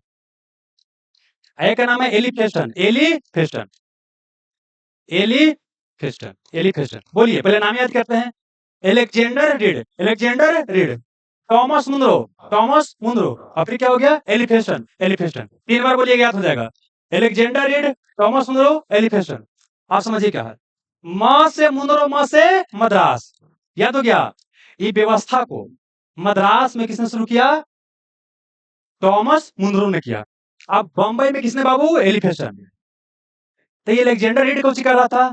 समझिए क्या हुआ कि मान लेते कि हम पटना के डीएम हैं, तो आप लोग के अनुसार डीएम बड़का पद है ना? लेकिन आप सीएम के पास चलिए, तो सीएम क्या कोई डीएम कुछ है जी?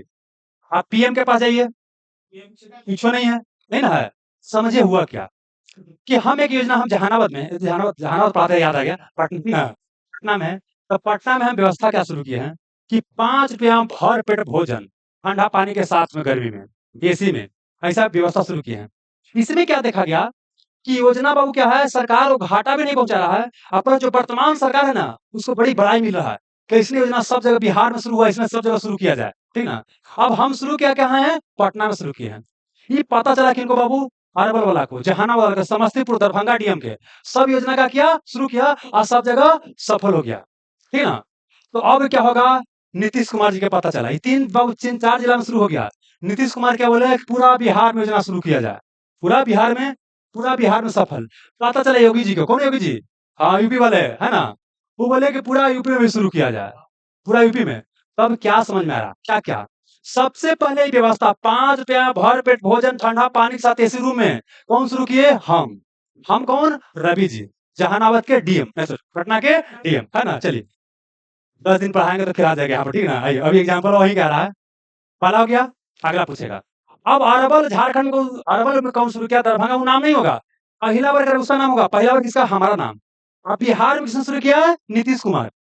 और यूपी में किसने? योगी आदित्यनाथ जी शुरू किए। अब सेम चीज अप्लाई यहाँ करना है। देखिए, ये जो व्यवस्था था ना, रैयतबाड़ी व्यवस्था, इसको तमिलनाडु में एक जिला है, बारामहल जिला। क्या वो? बारामहल जिला। तमिलनाडु में बारामहल जिला। ये बारामहल जिला से क्या किया गया? योजना का शुरुआत किया गया, अलेक्जेंडर रीड, ये छोटा-मोटा अधिकारी था, ठीक ना? ये योजना जब सफल वहां पर हो गया, अब शुरू किसने किया? वो मद्रास में मुनरो, म से मद्रास, म से मुनरो। लेकिन समझिए, जब मुनरो शुरू कर दिया तो अलेक्जेंडर का कोई नाम बाबू नहीं रहेगा। तो देखिए क्या क्या क्वेश्चन आएगा। अगर क्वेश्चन पूछता है कि मद्रास में किसने शुरू किया आपको रैयतवाड़ी, तो मुनरो, म से मद्रास, म से मुनरो बना लेना है। लेकिन अगर ऐसे क्वेश्चन पूछे कि निम्नलिखित में से किसने रैयतवाड़ी व्यवस्था शुरू किया, ऑप्शन ए में है अलेक्जेंडर रीड, और बी में है टॉमस मुनरो, और सी में है दोनों, क्या बनेगा? दोनों। अगर क्वेश्चन दिया गया है कि रैयतवाड़ी व्यवस्था किसने शुरू किया, मुनरो ऑप्शन में है या नहीं है, खाली अलेक्जेंडर रीड है, कौन बनेगा? अच्छा, बॉम्बे में किसने शुरू किया? एलिफेस्टन।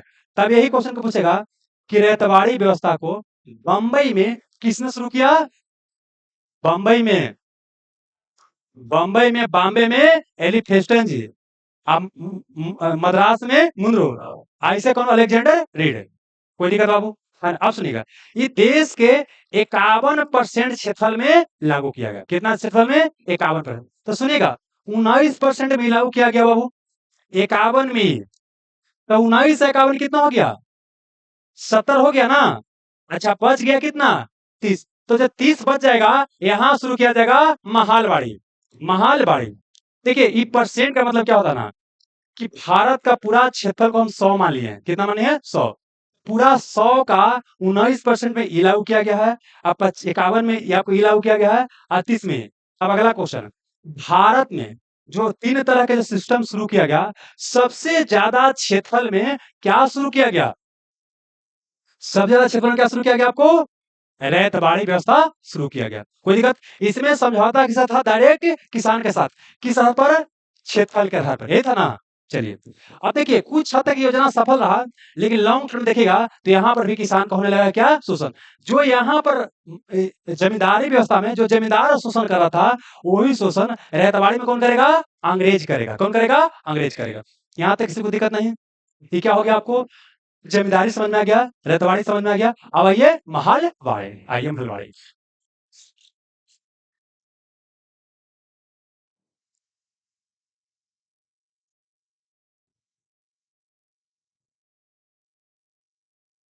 बुझिए थोड़ा सा दोस्त,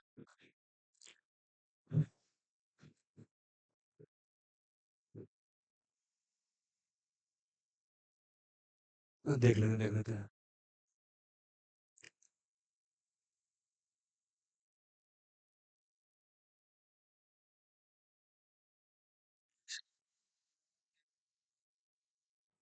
समझ में आ रहा है? कोई दिक्कत है ना? है साउंड बढ़ाया जाए?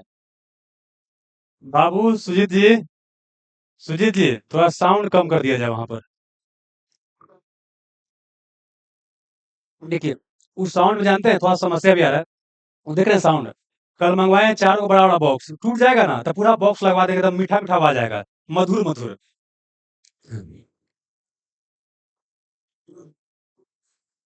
कम कर दीजिए थोड़ा-सा।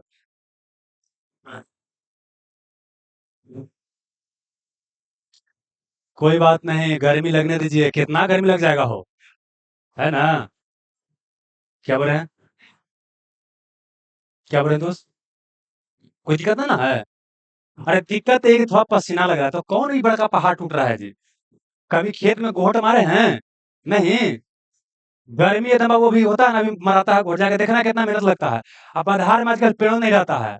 एक आध गो रहता है, कुछ नॉर्मल इसी पे वहां जाके खड़ा होना पड़ता है, वही में खाना वाना सब खा रहा है। आ जाता है रोटी बाबू है, दूध बोले रोटी और कुछ सब्जी, इतना जबरदस्त लगता है कि मत पूछो। मेहनत जब करके जब उसे मिलता है ना तो बड़ी मजा आता है। हेलो हेलो हेलो, थोड़ा सा और बढ़ाइए। हेलो हेलो, ठीक है, चलिए रहने दीजिए, आइए।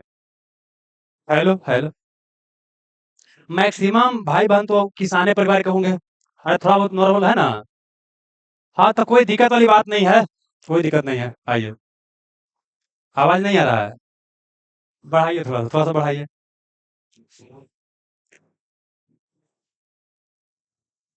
हाँ। Hello hello hello.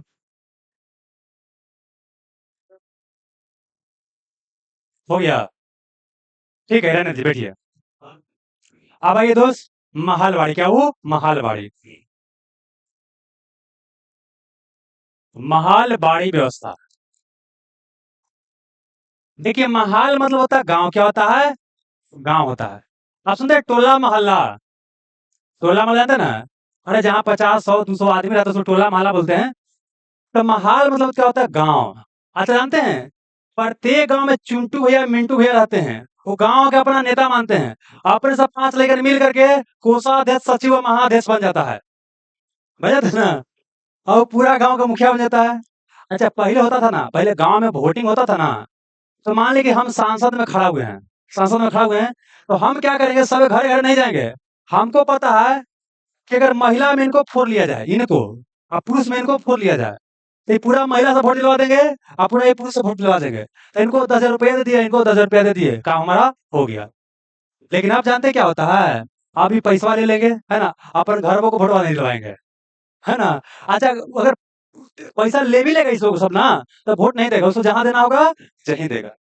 लेकिन फिर भी चिंटू भैया मिंटू भैया अपने आप को नेता मानते हैं कि नहीं मानते हैं? अब पहले होता था कि गांव से एक मुखिया से बात कर लीजिए ना, तो पहले सामाजिकता होता था, समाज में बड़े लोग का सम्मान होता था, वो जेकरा कहे जेकरा वोटे मिल जाता था। तो ऐसे क्या होता था कि गांव या मोहल्ला है, मोहल्ला के एक मुखिया, कौन है मुखिया? चिंटू भैया मिंटू भैया। तो यहाँ समझिए क्या है कि बाबू कहना कंपनी, कौन है कंपनी मतलब अंग्रेज, एक कौन बाबू अंग्रेज है। और ये क्या हो गया आपको महाल, क्या हो गया आपको, ऐसा करते हैं रुकिए, ये क्या हो गया आपको बाबू महाल हो गया। तो महाल में मुखिया है कुछ बाबू, मुखिया, और मुखिया का नाम है चिंटू भैया, क्या नाम है? चिंटू भैया। अच्छा ये कौन है बाबू? किसान है, कुछ है किसान है। तो सुनिए, ये सिस्टम आपको दिखाई दे रहा है, ये जमींदारी सिस्टम जैसा दिखाई दे रहा है, नहीं कि बीच में मिडिल मैन आ गया है। लेकिन दोनों में अंतर क्या है कि वहां जमींदारी सिस्टम क्या था कि जमींदार जमीन का हमेशा के लिए मालिक बन गया था, हमेशा के लिए क्या हो गया, मालिक हो गया है। और जमीन को खरीद सकता है, बेच सकता है। लेकिन यहाँ चिंटू भैया जो है बाबू, ये मुखिया जी, ये मुखिया जी बाबू क्या है, जमीन का मालिक नहीं है। ये जमीन जानते हैं क्या किया था कि सब में आपस में क्या किया, गांव के किसान के बीच बांट दिया गया। गांव किसान इसके पास टैक्स पहुंचा दिया, आई पहुंचा देगा यहाँ। हालांकि किसान चाहे तो डायरेक्ट अंग्रेज के पास टैक्स पहुंचा सकता है, जैसे रहतवाड़ी में था। लेकिन चूंकि उसे सहूलियत नहीं हो पाता, तो इसमें क्या किया गया, किसान जो है अपना टैक्स मुखिया जी को देगा और मुखिया जी अंग्रेज को देंगे। ये व्यवस्था सही लग रहा है। अच्छा यहाँ जानते हैं, यहाँ किसान का शिकायत रतवाड़ी में क्या था कि आप ज्यादा जमीन से टैक्स लेते हैं, कितना लेते हैं, ज्यादा लेते हैं। कहता है 10 बीघा आप 15 बीघा का टैक्स लेते हैं। तो यहाँ पर बोला क्या, एक और चीज शिकायत क्या था किसान का कि कभी कभी अकाल पड़ जाता है ना, तो अकाल के दौरान क्या होता है कि हम लोग को उपज नहीं होता है, हम कहाँ से टैक्स देंगे। तो यहाँ पर बोला गया कैसे करते हैं, अगर जितना उपज होगा उसके ऊपर टैक्स लिया जाए तो अच्छा है कि नहीं है, अच्छा है ना। तो यहाँ पर क्या बोलेगा कि जितना उत्पादन होगा, अगर 10 किलो उत्पादन होगा तो 10 किलो पर टैक्स, 50 किलो उत्पादन, 50 कितना खेती करने से मतलब नहीं है, कितना आपके यहाँ उत्पादन हो रहा है उसके आधार पर लगेगा टैक्स लगेगा। तो बोला कि बहुत बढ़िया है, क्या है, बहुत बढ़िया है। अब जानते हैं दिक्कत क्या हुआ कि महाल के जो मुखिया चिंटू भैया थे, इनके पास पावर क्या दे दिया गया ना, ये चाहे तो अगर किसान टैक्स नहीं देता है तो जमीन से बेदखल किया जा सकता है। जानते हैं जो गांव का मुखिया रहता है उस सब पे शोषण करना चाहता है, ये कुछ बात कहा होगा इसको, इसका नाम है क्या, लालू जी। क्या नाम है, लालू जी। लालू जी कुछ बात बोला कि तुम्हें करना है, ये बोला कि हमको हमारे यहाँ एक बाबू क्या भैंस पालता है, बोला कि 1 किलो घी पहुंचा देना और सकरात में एकदम जमल छलिए सहित दही, आई पहुंचेबे नहीं किया। आप पहुंचेबे नहीं किया, ये अपना दोस्त को बोले था सबके कभी चूल्हा दही खिलाने के लिए, इसको तो शर्मिंदगी हो गया ना जी, इज्जत चला गया।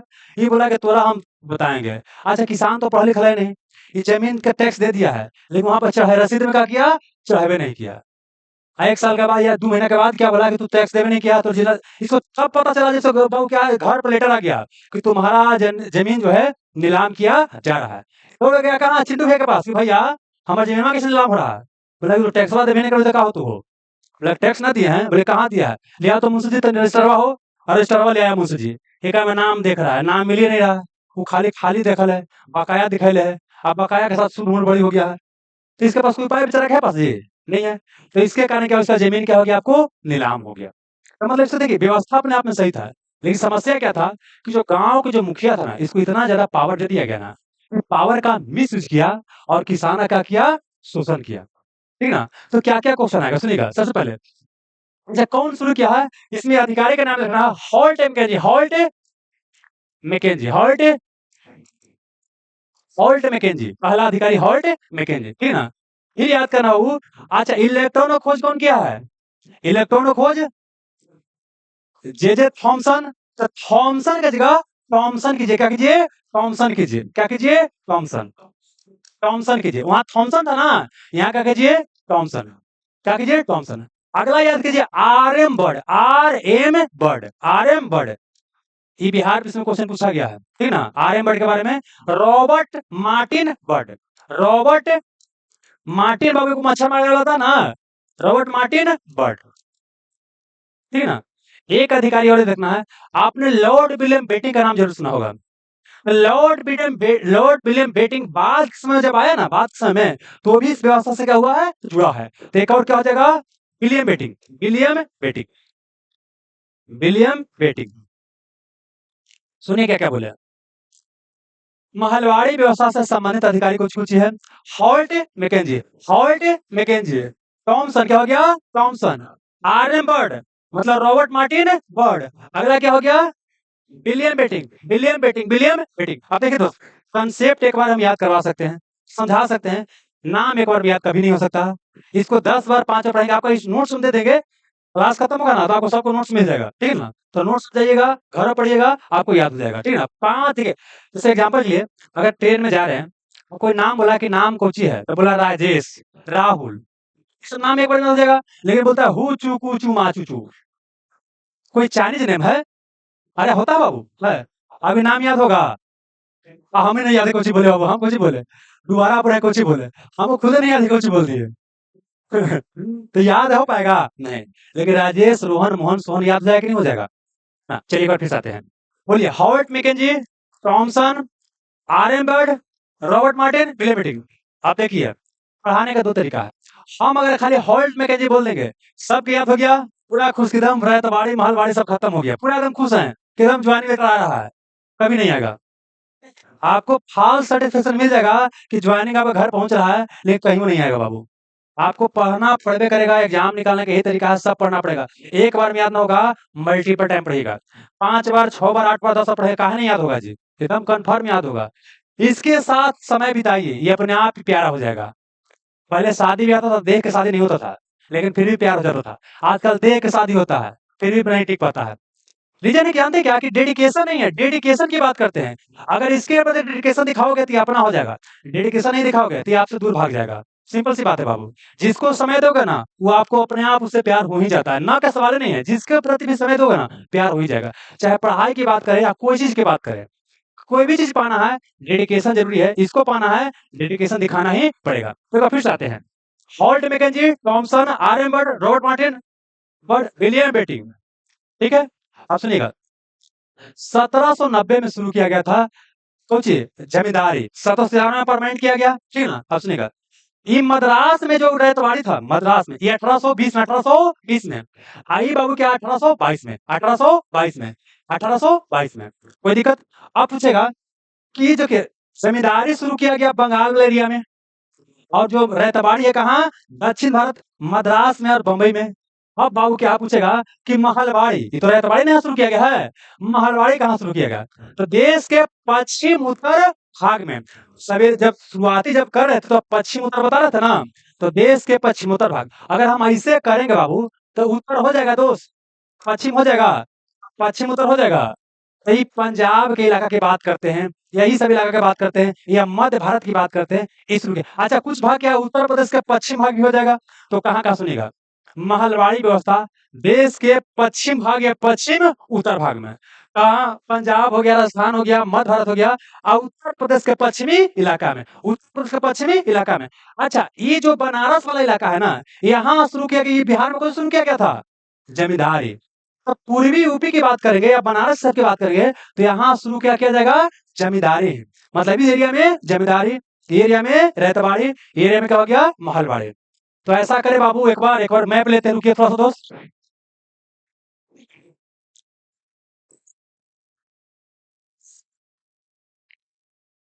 रुकिए थोड़ा सा एक मैप शेयर करते हैं।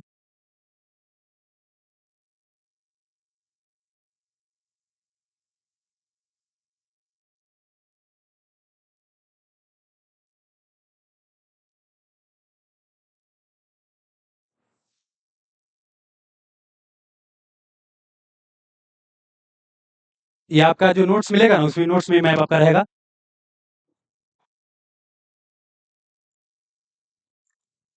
देखिए, ये हम पूरा पूरा क्लियर हो जा रहा है।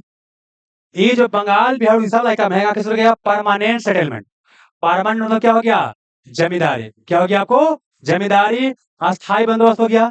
और दक्षिण भारत की बात करते हैं, चाहे दक्षिण भारत पूछेगा, चाहे मद्रास पूछेगा, चाहे बम्बई पूछेगा, कौन सी, रैतवाड़ी, रैतवाड़ी। और ये इलाका में क्या हो गया आपको, महल, पंजाब हो गया, यूपी हो गया, पश्चिमी यूपी हो गया, राजस्थान हो गया, मध्य भारत हो गया आपको महलवाड़ी हो गया। एक बार फिर से नाम बोले, नाम बोलते देखिए, सबसे पहले यहाँ पर, सबसे पहले यहाँ इजारादारी व्यवस्था शुरू किया गया 1700 कब, 72 में, 1772 में, ठीक ना। लेकिन ये व्यवस्था सक्सेसफुल नहीं रहा। ये कौन शुरू किया था आपको, ए बार हेस्टिंग शुरू किया था। फिर क्या हुआ कि यहाँ लॉर्ड कॉर्नवालिस आया, 1790 में परमानेंट सेटलमेंट शुरू किया, लेकिन 1793 में इसको परमानेंट कर दिया गया। क्लियर है। फिर क्या बोले कि इसमें टैक्स हमेशा के लिए फिक्स कर दिया गया। और साथ ही क्या हुआ कि यहाँ जमींदारों के साथ समझौता किया गया, जमींदार को हर तरह का अधिकार दे दिया गया, जमीन खरीद सकता है, बेच सकता है, उपहार में दे सकता है। लेकिन जमींदारी तभी तक है जब निश्चित समय पर टैक्स देता रहे। टैक्स देना बंद कर देगा, जमींदारी क्या हो जाएगा, समाप्त। जमींदारी को फिर से नीलाम कर दिया जाएगा। क्लियर हो गया। अच्छा, इसमें और कौन कौन अधिकारी था, एक तो कॉर्नवालिस हो गया, लॉर्ड पिट हो गया, डंडास हो गया, सोर हो गया। सोर था इसका प्रस्तावक, इसका लागू करने वाला जनक कौन था, कॉर्नवालिस था। यह 19% क्षेत्रफल में लागू किया गया। तो तीनों व्यवस्था में, ई व्यवस्था, ई व्यवस्था, ये तीनों व्यवस्था में सबसे कम में कौन है, जमींदारी। क्योंकि 51% तो आपको रहतवाड़ी है, 30% ही हो गया, 19% आपको ही हो गया, और यहाँ 31%, 30% ना, 30 ही हो गया। तो सबसे कम में ये लागू। कई बार क्वेश्चन ऐसे सेट किया जा सकता है कि सजाइए कि कौन क्षेत्र के आधार पर ज्यादा था, तो सबसे पहले कौन हो जाएगा, आपको ई हो जाएगा, रहतवाड़ी 51%, फिर हो जाएगा 30% महलवाड़ी, और फिर हो जाएगा जमींदारी व्यवस्था, कितना परसेंट में, 19% में। यहाँ तो कोई दिक्कत नहीं, ठीक ना। आप चलिए, ये व्यवस्था आंशिक रूप से सफल है, ज्यादा सफल नहीं रहा। फिर क्या हुआ कि दक्षिण भारत या मद्रास की बात करते हैं या बंबई की बात करते हैं, ये शुरू किया गया रहतवाड़ी व्यवस्था। यहाँ क्या है, डायरेक्ट किसान के साथ ही समझौता कर लिया गया। आज क्षेत्रफल के आधार पर क्या है, टैक्स सिस्टम बनाया गया, क्षेत्रफल के आधार पर बनाया गया। क्या बोले कि इसको सबसे पहले अलेक्जेंडर रीड ने शुरू किया, अलेक्जेंडर रीड ने शुरू किया। बाद में मद्रास में टॉमस मुनरो, और बंबई में एलिफेस्टर ने शुरू किया। ये बाबू मुख्य देखिए, शुरू किया अलेक्जेंडर रीड, लेकिन इसका अगर मुख्य रूप से पूछेगा कौन मेन है, तो मेन कौन है, टॉमस मुनरो। Thomas Munro. तो इसका जनक पूछेगा, इसका जनक लॉर्ड कॉर्नवालिस, कोई जमींदारी का। और इसका जनक पूछेगा तो किसको, देखिए शुरू तो अलेक्जेंडर रीड ने किया है, लेकिन उसका नाम नहीं होता, नाम किसका होता है, मुनरो का। क्लियर हो गया। यहाँ बाबू क्या है, क्षेत्रफल के आधार पर हो गया। फिर क्या हुआ कि 1793 में, 1793 में क्या हुआ कि यहाँ यहाँ किसान के साथ डायरेक्ट समझौता है। अब आइए, फिर क्या बोले कि यहाँ ये पंजाब, यहाँ हो गया महलबाड़ी, इसको हॉल्ट मैकेंजी, हॉल्ट मैकेंजी, ठीक है ना, RM. Bird, Robert Martin bird, James Thompson हो गया, बाद में लॉर्ड विलियम बेटिंग आया था। क्लियर है? ये 1822 के आसपास शुरू किया गया। देश के पश्चिम उत्तर भाग में पंजाब की बात करते हैं, मध्य भारत की बात करते हैं, पश्चिम यूपी की बात करते हैं, ये इलाका में शुरू किया गया, ये वाला व्यवस्था शुरू किया गया। कोई दिक्कत बाबू है? ठीक है। ये क्या था? अंग्रेज के समय में, अंग्रेज के समय में। अब सुनिए, भारत जब आजाद होता, कुछ और बता देते हैं आगे तक, सुनिए। अभी उबे ना है, उबिएगा नहीं। देखिए, अभी जब तक डेमो चलेगा ना 2 घंटा से ऊपर ही चलेगा। हो सकता है कोई टॉपिक छोटा हो तो 2 घंटा से पहले हो जाएगा, लेकिन 2 घंटे से ऊपर ही। जब ये क्लास चलेगा तो 2 घंटा से हमेशा ऊपर चलेगा, कम से कम 3 घंटा के आसपास। अगर उतना ना देखिए, बैच कैसा है, आपको फाउंडेशन है, लेकिन हमारा टारगेट क्या है कि दरोगा के पहले तक खत्म करना है। क्या करना है? खत्म करना है। फाउंडेशन के जैसा ही चलेगा, लेकिन आपको दरोगा के पहले क्या करेंगे? खत्म करेंगे। तो समय तो देना पड़ेगा। 1 घंटा सोच के सोचिए, अगर 15-16 को सब्जेक्ट पढ़ना है, खत्म हो जाएगा, कभी खत्म नहीं होगा दोस्त, है ना? नया बच्चा का तो 1 घंटा से ज़्यादा मन नहीं लगेगा, इसलिए नया बच्चा जल्दी होगा भी नहीं, ज़ाहिर-सी बात है ना? लेकिन हम बोलेंगे जानते हैं, अरे लगना है तो एक ही बार लग जाइए, साल डेढ़ साल के बाद अपने आप को झोंक दीजिए। काहे लगे बार-बार लगे, कभी मेरिट में फेल कर रहे हैं, तो कभी मेंस से फेल कर रहे हैं। मुझे मेंस से फेल करता है ना, कुछ है बाबू, जय बाबू, मेंस वाले फेल करने वाले? मेंस एग्ज़ाम फेल करने वाले लोग यहाँ पर हैं दरोगा वाले? हाँ, क्या दर्द होता है भाई से पूछिएगा, बहुत दर्द होता है नहीं? चलिए, यहाँ पर, आप सुनिए, जब हमारा देश क्या हो गया? आज़ाद हो गया। अंग्रेज यहाँ से क्या हो गया? चला गया। तो अंग्रेज चला गया तो सारा समस्या चला गया होगा? नहीं, जैसे बाबू क्या है कि मोदी जैसा लोग बहुत तबाह था। अगर कांग्रेस सरकार बन जाता, तो सारा जनता की समस्या समाप्त हो जाता ना? और बड़ा किया सर, कैसे हो जाता भाई? कांग्रेस सरकार बन जाता, आप बेरोजगार हैं, कल नौकरी मिल जाता? नहीं ना? अगर ब्रॉडर टर्म देखिएगा, क्या वो वैकेंसी आ जाता? नहीं, ये ठीक है। तो वैकेंसी आ जाएगा, सरकारी नौकरी कितना आ जाएगा? ठीक है, कहने का मतलब ये है कि सरकार बदल जाने से सारा समस्या समाप्त नहीं हो जाता है। इस सरकारें ना बोला जी, पहले अंग्रेज ये काम कर रहा था, आज बाबू भारत का लोग करता है। पहले धर्म के नाम पर अंग्रेज डिवाइड कर रहा था, धर्म के नाम पर हमारा नेता डिवाइड करता है। वही बाबू आज अंतर क्या है कि गुस्साइएगा तो हटा दीजिएगा, अपने आदमी को कर लीजिएगा जी। होगा तो पाए तो कि पहाड़ी आदमी तो मार के भगा दिए, लेकिन एक भगा दीजिएगा, एक और नागरिकता है बाबू, भगा दीजिएगा, नहीं भगाइएगा। अंतर यही है और ज्यादा कुछ अंतर नहीं। तो सुनिए, तो हुआ क्या कि चला गया भारत के संग्रह तो चला गया, लेकिन समस्या समाप्त नहीं हुआ। समस्या क्या समाप्त नहीं हुआ? तो देखा क्या जा रहा है, कुछ लोगों के पास ये 5 आदमी मिल के वो भारत में इतना जमीन, इतना जमीन, इतना जमीन है। ये देखा गया क्या कि 10 आदमी के पास इतना जमीन है, ठीक ना? और यहाँ पर 30 आदमी के पास इतना जमीन है, 30-40 आदमी हो गया। अब बाकी क्या है कि एक नाम कितना 60% आदमी जमीन है ही नहीं है तो बहुत ही क्या है, कम है। यही तो व्यवस्था बड़ा खतरनाक है। अच्छा, आप इनका नाम सुनोगे, जवाहरलाल नेहरू का नाम सुनोगे। 1936 के कांग्रेस का हुआ था अधिवेशन लखनऊ में। उन्होंने साफ-साफ बोला था कि हम हैं समाजवादी। क्या है? समाजवादी। और देश की समस्या समाजवाद से ही दूर किया जा सकता है। तो समाजवाद मतलब होता है समाज की भलाई करने वाला विचारधारा। एक समझ लगे, गांधीवाद, गांधी का विचार, रविवाद, रवि का विचार। हमारे विचार अगर बहुत लोग तो फैल गया तो उसको रविवाद बोलेंगे। गांधीवाद मतलब क्या? गांधी जी का विचार बहुत लोग तो फैल गया, गांधीवाद हो गया। अब क्या नाम है? सोनूवाद, मतलब क्या? सोनू का विचार, है ना? ऐसी समाजवाद, समाज की भलाई करने वाला विचार। ऐसे समाजवाद क्या बोलता है? जिसके पास संसाधन नहीं है, सरकार का ही कर्तव्य है कि संसाधन उसको प्रोवाइड करे। अब इसके पास ज़मीन नहीं है, तो सरकार का कर्तव्य है कि नहीं कि ज़मीन इसको प्रोवाइड किया जाए ना? तो अब बात हुआ कि अगर मान लेते हैं कि हमारे पास ज़मीन है, हमारे पास ज़मीन है, ये सरकार है, सरकार हमसे ज़मीन लेने का प्रयास कर रहा है, हमसे ज़मीन लेने का प्रयास कर रहा है। हमारे पास ज़मीन है, तो सत्ता में तो हम ही लोग ना रहेंगे मुंसुफ जी। तो नहीं लगता कि लड़ाई होगा, हिंसा क्या होगा? हिंसा होगा। और देश में के अंदर ही जब हिंसा होता अपने बाबू, अपने लोग के बीच इसको बोलते हैं गृहयुद्ध। क्या बोलते हैं? गृहयुद्ध। तो डर क्या था कि जमीन जबरदस्ती लिया जाएगा तो देश में क्या हो जाएगा? गृहयुद्ध छिड़ जाएगा। और भारत एक बहुत बड़ा दर्द से उड़ा था। भारत आजाद तो हुआ, लेकिन बाबू 2 देश बना दिया गया। भारत के कोई साइड में देश बनाया गया पूर्वी पाकिस्तान, इस साइड में पश्चिमी पाकिस्तान। ये वर्तमान में बन गया बांग्लादेश। तो ये दोनों पहले पाकिस्तान था, लेकिन बाद में अलग होकर पूर्वी पाकिस्तान बन गया बांग्लादेश, ठीक ना? और ये क्या हो गया बाबू आपको? पश्चिम पाकिस्तान। एक विभाजन का दर था, एक और गृह कर रहा था। तो हमने निर्णय लिया क्या कि लोगों को मोटिवेट किया जाए कि जिनके पास ज़मीन ज़्यादा है, वो दान करें। एक व्यक्ति जिनका नाम था विनोबा भावे, क्या वो? विनोबा भावे। विनोबा भावे ने एक आंदोलन शुरू किया, उस आंदोलन का नाम था भूदान। क्या वो? भूदान, भू मतलब जमीन का दान देने का आंदोलन, भूमि दान कीजिए। इसके तहत क्या हो, देखिए देश आजाद हो गया तो 1951 में यह निर्णय लिया गया कि शुरू करते हैं कुछ ये भूदान आंदोलन। इसमें क्या है कि हमारे पास आया गया और बोला गया कि महाराज आपके पास इतना जमीन है, आपके दुए को बेटे हैं, दूगो बेटे हैं, आपके पास 500 एकड़ जमीन है, इतना जमीनवा क्या कीजिएगा? आप बगले में अपना गांव के लोग को देखिए, उसको रहने का झोपड़ी नहीं है, आपको खराब नहीं लगता है? हैं?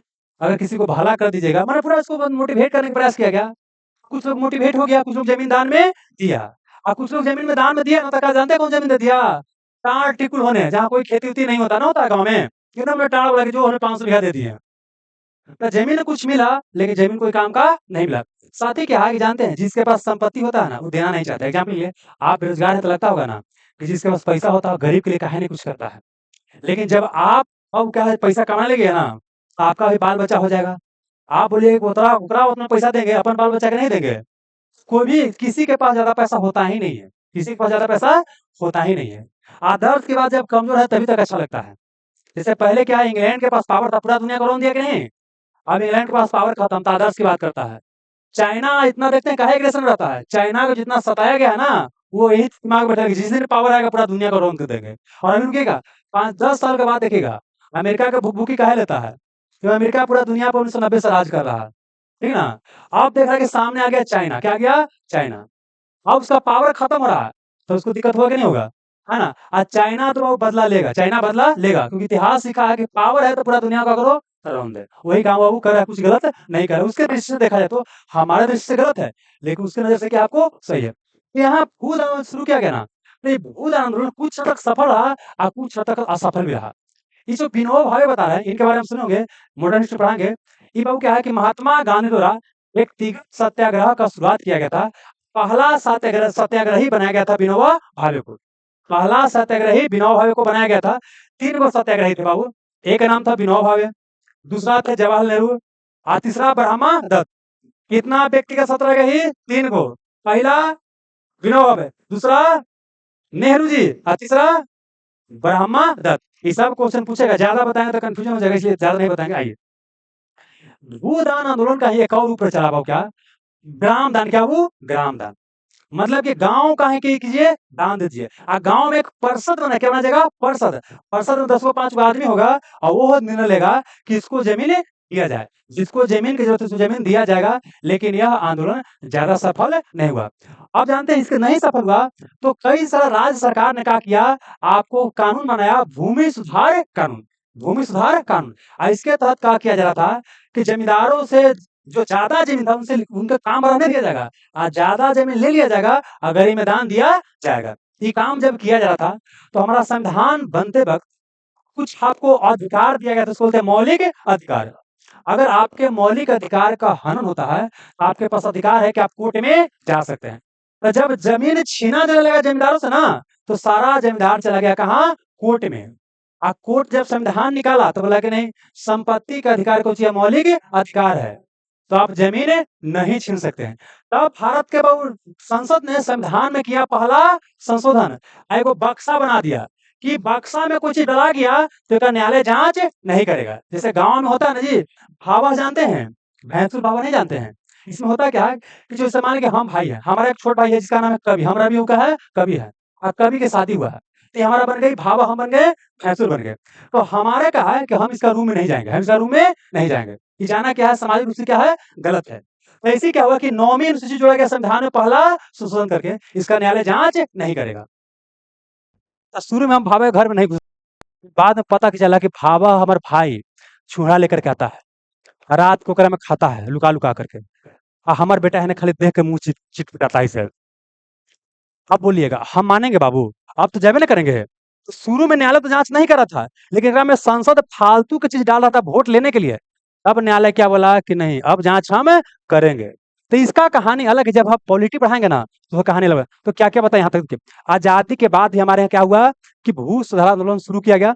सबसे पहले लोग को मोटिवेट करने का प्रयास किया गया और उसके लिए शुरुआत किया गया, क्या शुरू किया गया?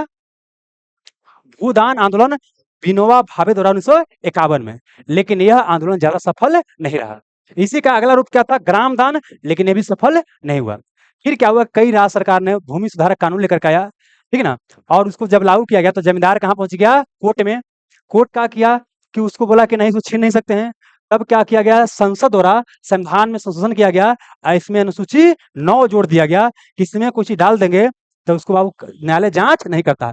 पहला संविधान संशोधन के तहत जमींदारी उन्मूलन संबंधित कानून बनाया गया था, उसी को क्या किया गया, प्रोटेक्शन देने के लिए एक नौवीं अनुसूची यहाँ पर जोड़ा गया। क्लियर हो गया। कुछ और तो को समझ लीजिए, कई बार क्या है कि अर्थ से भी क्वेश्चन आता है। क्या अर्थ मतलब, इसका अर्थ क्या होगा, ठीक है ना। जैसे अब क्या यूपीएससी 2020 के एग्जाम में क्वेश्चन पूछा गया था, हुंडी का अर्थ क्या होता है, हुंडी तो बोलता कहा हुंडिया रुसल है। अभी सुने हैं, काहे रुसल है, हुंडी लगी। हुंडी मतलब होता है पैसा कौड़ी। हुंडी मतलब क्या होता है, पैसा कौड़ी। कई बार क्या होता है ना कि हो सकता है कि डायरेक्ट बुक में नहीं पढ़े होंगे, लेकिन अगर शब्द का उच्चारण कीजिएगा ना तो क्वेश्चन बन जाता। तो इसी क्या है, दो चीज और समझिए। एक क्या हथबंदी, क्या वो हथबंदी, हथबंदी, और एक चकबंदी, क्या वो चकबंदी, चकबंदी। हथबंदी मतलब क्या होता है, गाना सुने हैं, हद से भी ज्यादा तुम किससे प्यार नहीं करना है। हद मतलब क्या होता है, एक सीमा, एक क्या वो एक सीमा से ज्यादा आपको नहीं करना है। हदबंदी मतलब क्या होता है, देखिए यहाँ पर तय कर दिया गया। ये क्या हुआ, हमारे यहाँ कुछ के पास जमीन ज्यादा था, कुछ के पास सही नहीं था, तो यहाँ बोला गया क्या कि ये आदमी है, इनके पास क्या 500 एकड़ जमीन है, 500 एकड़ क्या है जमीन है, कुछ के पास सही नहीं है। तो हमारे देश में क्या किया गया, तय किया गया, कई सारा राज क्या किया कि हथबंदी लागू किया। हथबंदी मतलब यह तय कर दिया गया कि एक व्यक्ति के पास 50 एकड़, कितना वो 50 एकड़ से जमीन अधिक नहीं होगा। 50 एकड़ इनके पास रहेगा, और 450 एकड़ जो इनके पास ज्यादा था वो छीन लिया जाएगा और किसान को बांट दिया जाएगा। तो हथबंदी मतलब क्या होता है कि हद तो तय कर देना, सीमा तय कर देना कि इससे अधिक आपके पास जमीन नहीं हो सकता है। ये क्या हो गया, हदबंदी हो गया। यहाँ तो कोई दिक्कत। अगला क्या, ये चकबंदी। ये चकबंदी क्या होता है, चकबंदी मतलब होता है, देखिए हमारे देश में समस्या क्या है कि बाबू एक खेत, एक कट्ठा खेत यह है, और एक कट्ठा खेत 5 कुछ दूर है, ऐसा होता है ना। ये 2 कट्ठा हो जा, 5 कट्ठा हो जा, 10 कट्ठा हो जा, अब इसे आप समझिए कि अगर पूरा खेत हमारा एक ही जगह इजा रहता, एक दिन ट्रैक्टर ले जाते, जोतवा लेते, अगला दिन क्या करता, मजदूर लगा के सब काम एक ही दिन में हो जाता, मतलब 3 से 4 दिन के अंदर क्या होता, धान रोपा जाता। लेकिन अभी क्या होता है, 1 बीघा खेती कैले हैं, एकदम 2 महीना सब हाय फाय कैले हैं, खोलवा होता कि ना 5 कट्ठा बचल हब, और होता है ना जी। तो इस समस्या वाली बात है कि नहीं। तो इसीलिए क्या किया गया, यह प्रयास किया गया कि जिसको जमीन जहां तहां है ना, उसको एक जगह कर दिया जाए, एक जगह जमीन दे दिया जाए। तब समझिएगा आप ही को जमीन क्या है, एक जगह मिल रहा है, लेकिन जानते क्या है, आपका रोडवा वाला जमीनमा है ना, वहां पर 20 लाख रुपया कट्ठा है, 30 लाख है, हाँ 30 लाख। आऊ वाला, हाँ 30 लाख आपका वाला है, ठीक ना। आऊ कहाँ मिला है आपको, मिल रहा है जहां पर क्या पोखरा है, और पोखरा में क्या है, 2 लाख बीघा मिला है, वैसा जमीन मिल रहा है, लीजिएगा। तो ये सफल रहेगा बाबू, नहीं। तो मतलब कि चकबंदी के तहत क्या था, यह प्रयास किया जा रहा था कि छोटा छोटा जमीन को जोड़ करके बड़ा कर दिया, क्या किया, बड़ा कर दिया जाए, ठीक है ना। हालांकि हाँ बस छोड़ दे, बस थोड़ा सा छोड़ देते हैं, एकदम छोड़ देते हैं ना, क्या बाबू, छोड़ दे, तो ये वाली खाली बोल देते हैं, है ना, चलिए ठीक है ना। तो चकबंदी क्या था, यही था, मतलब क्या है कि छोटा जमीन को मिला के बड़ा करना था, ठीक है। सुनिए, अब जाते वक्त क्या करना है, ये क्वेश्चनवा खाली डील कर ले दीजिए, ये वाला क्वेश्चन रुक जाइए, आंसर बता दीजिए खाली, बस हो गया। भारत में रेतवाड़ी व्यवस्था किस तरह शुरू किया गया, बताइए। डेविड रिकार्डो पढ़ाए हैं, नहीं, क्या अलेक्जेंडर रीड हो जाएगा। आगे आइए। निम्नलिखित में किसने रेतवाड़ी व्यवस्था आरंभ किया, बोलिए। लॉर्ड कॉर्नवालिस, जमींदारी है, ये होगा नहीं। थॉमस मुनरो हो जाएगा। अच्छा, जॉन सॉर किससे संबंधित है बाबू, ये आपका किससे है, जमींदारी से, ठीक ना। वारेन हेस्टिंग इजारेदारी, इजारेदारी, तो आंसर क्या हो जाएगा आपको, थॉमस मुनरो। इसके अनुसार बंगाल में द्वैत शासन की स्थापना किसने किया, क्लाइव ने शुरू किया, और समाप्त किसने किया, वारेन हेस्टिंग क्या किया, समाप्त किया। निम्नलिखित में किसने बंगाल में स्थायी बंदोबस्त का प्रस्तावक था, सर जॉन सौर। निम्नलिखित में से कौन बंगाल में रेतवाड़ी व्यवस्था का प्रतिपादक था, कौन रेतवाड़ी व्यवस्था का प्रतिपादक, रेतवाड़ी कौन से बताइए। यहाँ कर्नवालिस, क्वेश्चन रिपीट हुआ। अब सुनिए, इसका क्या है, पीडीएफ बनाया गया है एकदम सिस्टमेटिक ढंग से, खाली पीडीएफ दिखा देते हैं। जितेंद्र जी, ये बच्चा को पीडीएफ देते चलिएगा, निकलते जाएगा। ये दिखाते देख लीजिए पीडीएफ कौन है भाई वाला, देखिए। क्योंकि देखिए पढ़ा दिए ना, कम से कम घर पे पढ़ लीजिएगा ना, तो आपके लिए रहेगा आसान। लेते जाइएगा, निकलते जाइए, देखिए यही वाला है बाबू, ये वाला। देख रहे हैं ना, क्वेश्चन है। आप क्वेश्चन के बाद आपका ये वाला इसका पीडीएफ है, ले लीजिएगा। ठीक है।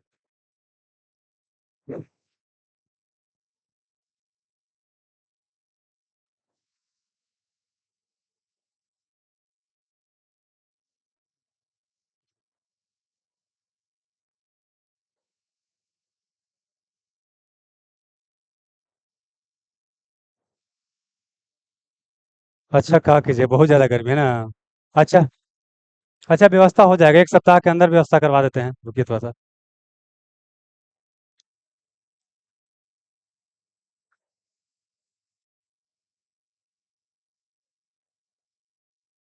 आप लोग ऑनलाइन वाले भाई-बहन बताइएगा, कुछ समस्या यहाँ तक ना ना है?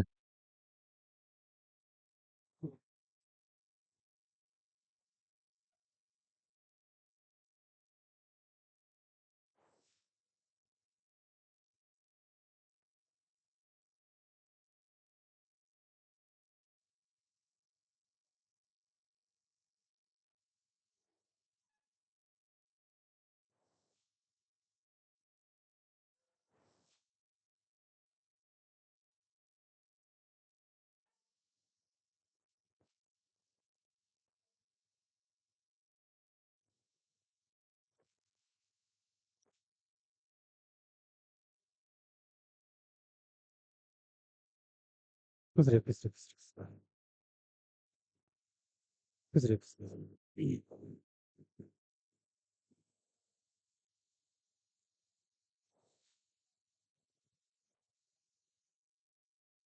खुश रहिए, खुश रहिए। चार्जर छूट गया है? अच्छा, गर्मी ज़्यादा है नहीं। अच्छा व्यवस्था हो जाता है कुछ दिन में। खुश रहिए, खुश रहिए, खुश रहिए, खुश रहिए, खुश रहिए, खुश रहिए, खुश रहिए। देखिए जो भी आप लोग को ऑनलाइन वाला भाई-बंधु को समस्या आ रहा है, जल्दी ही सही कर लिया जाएगा।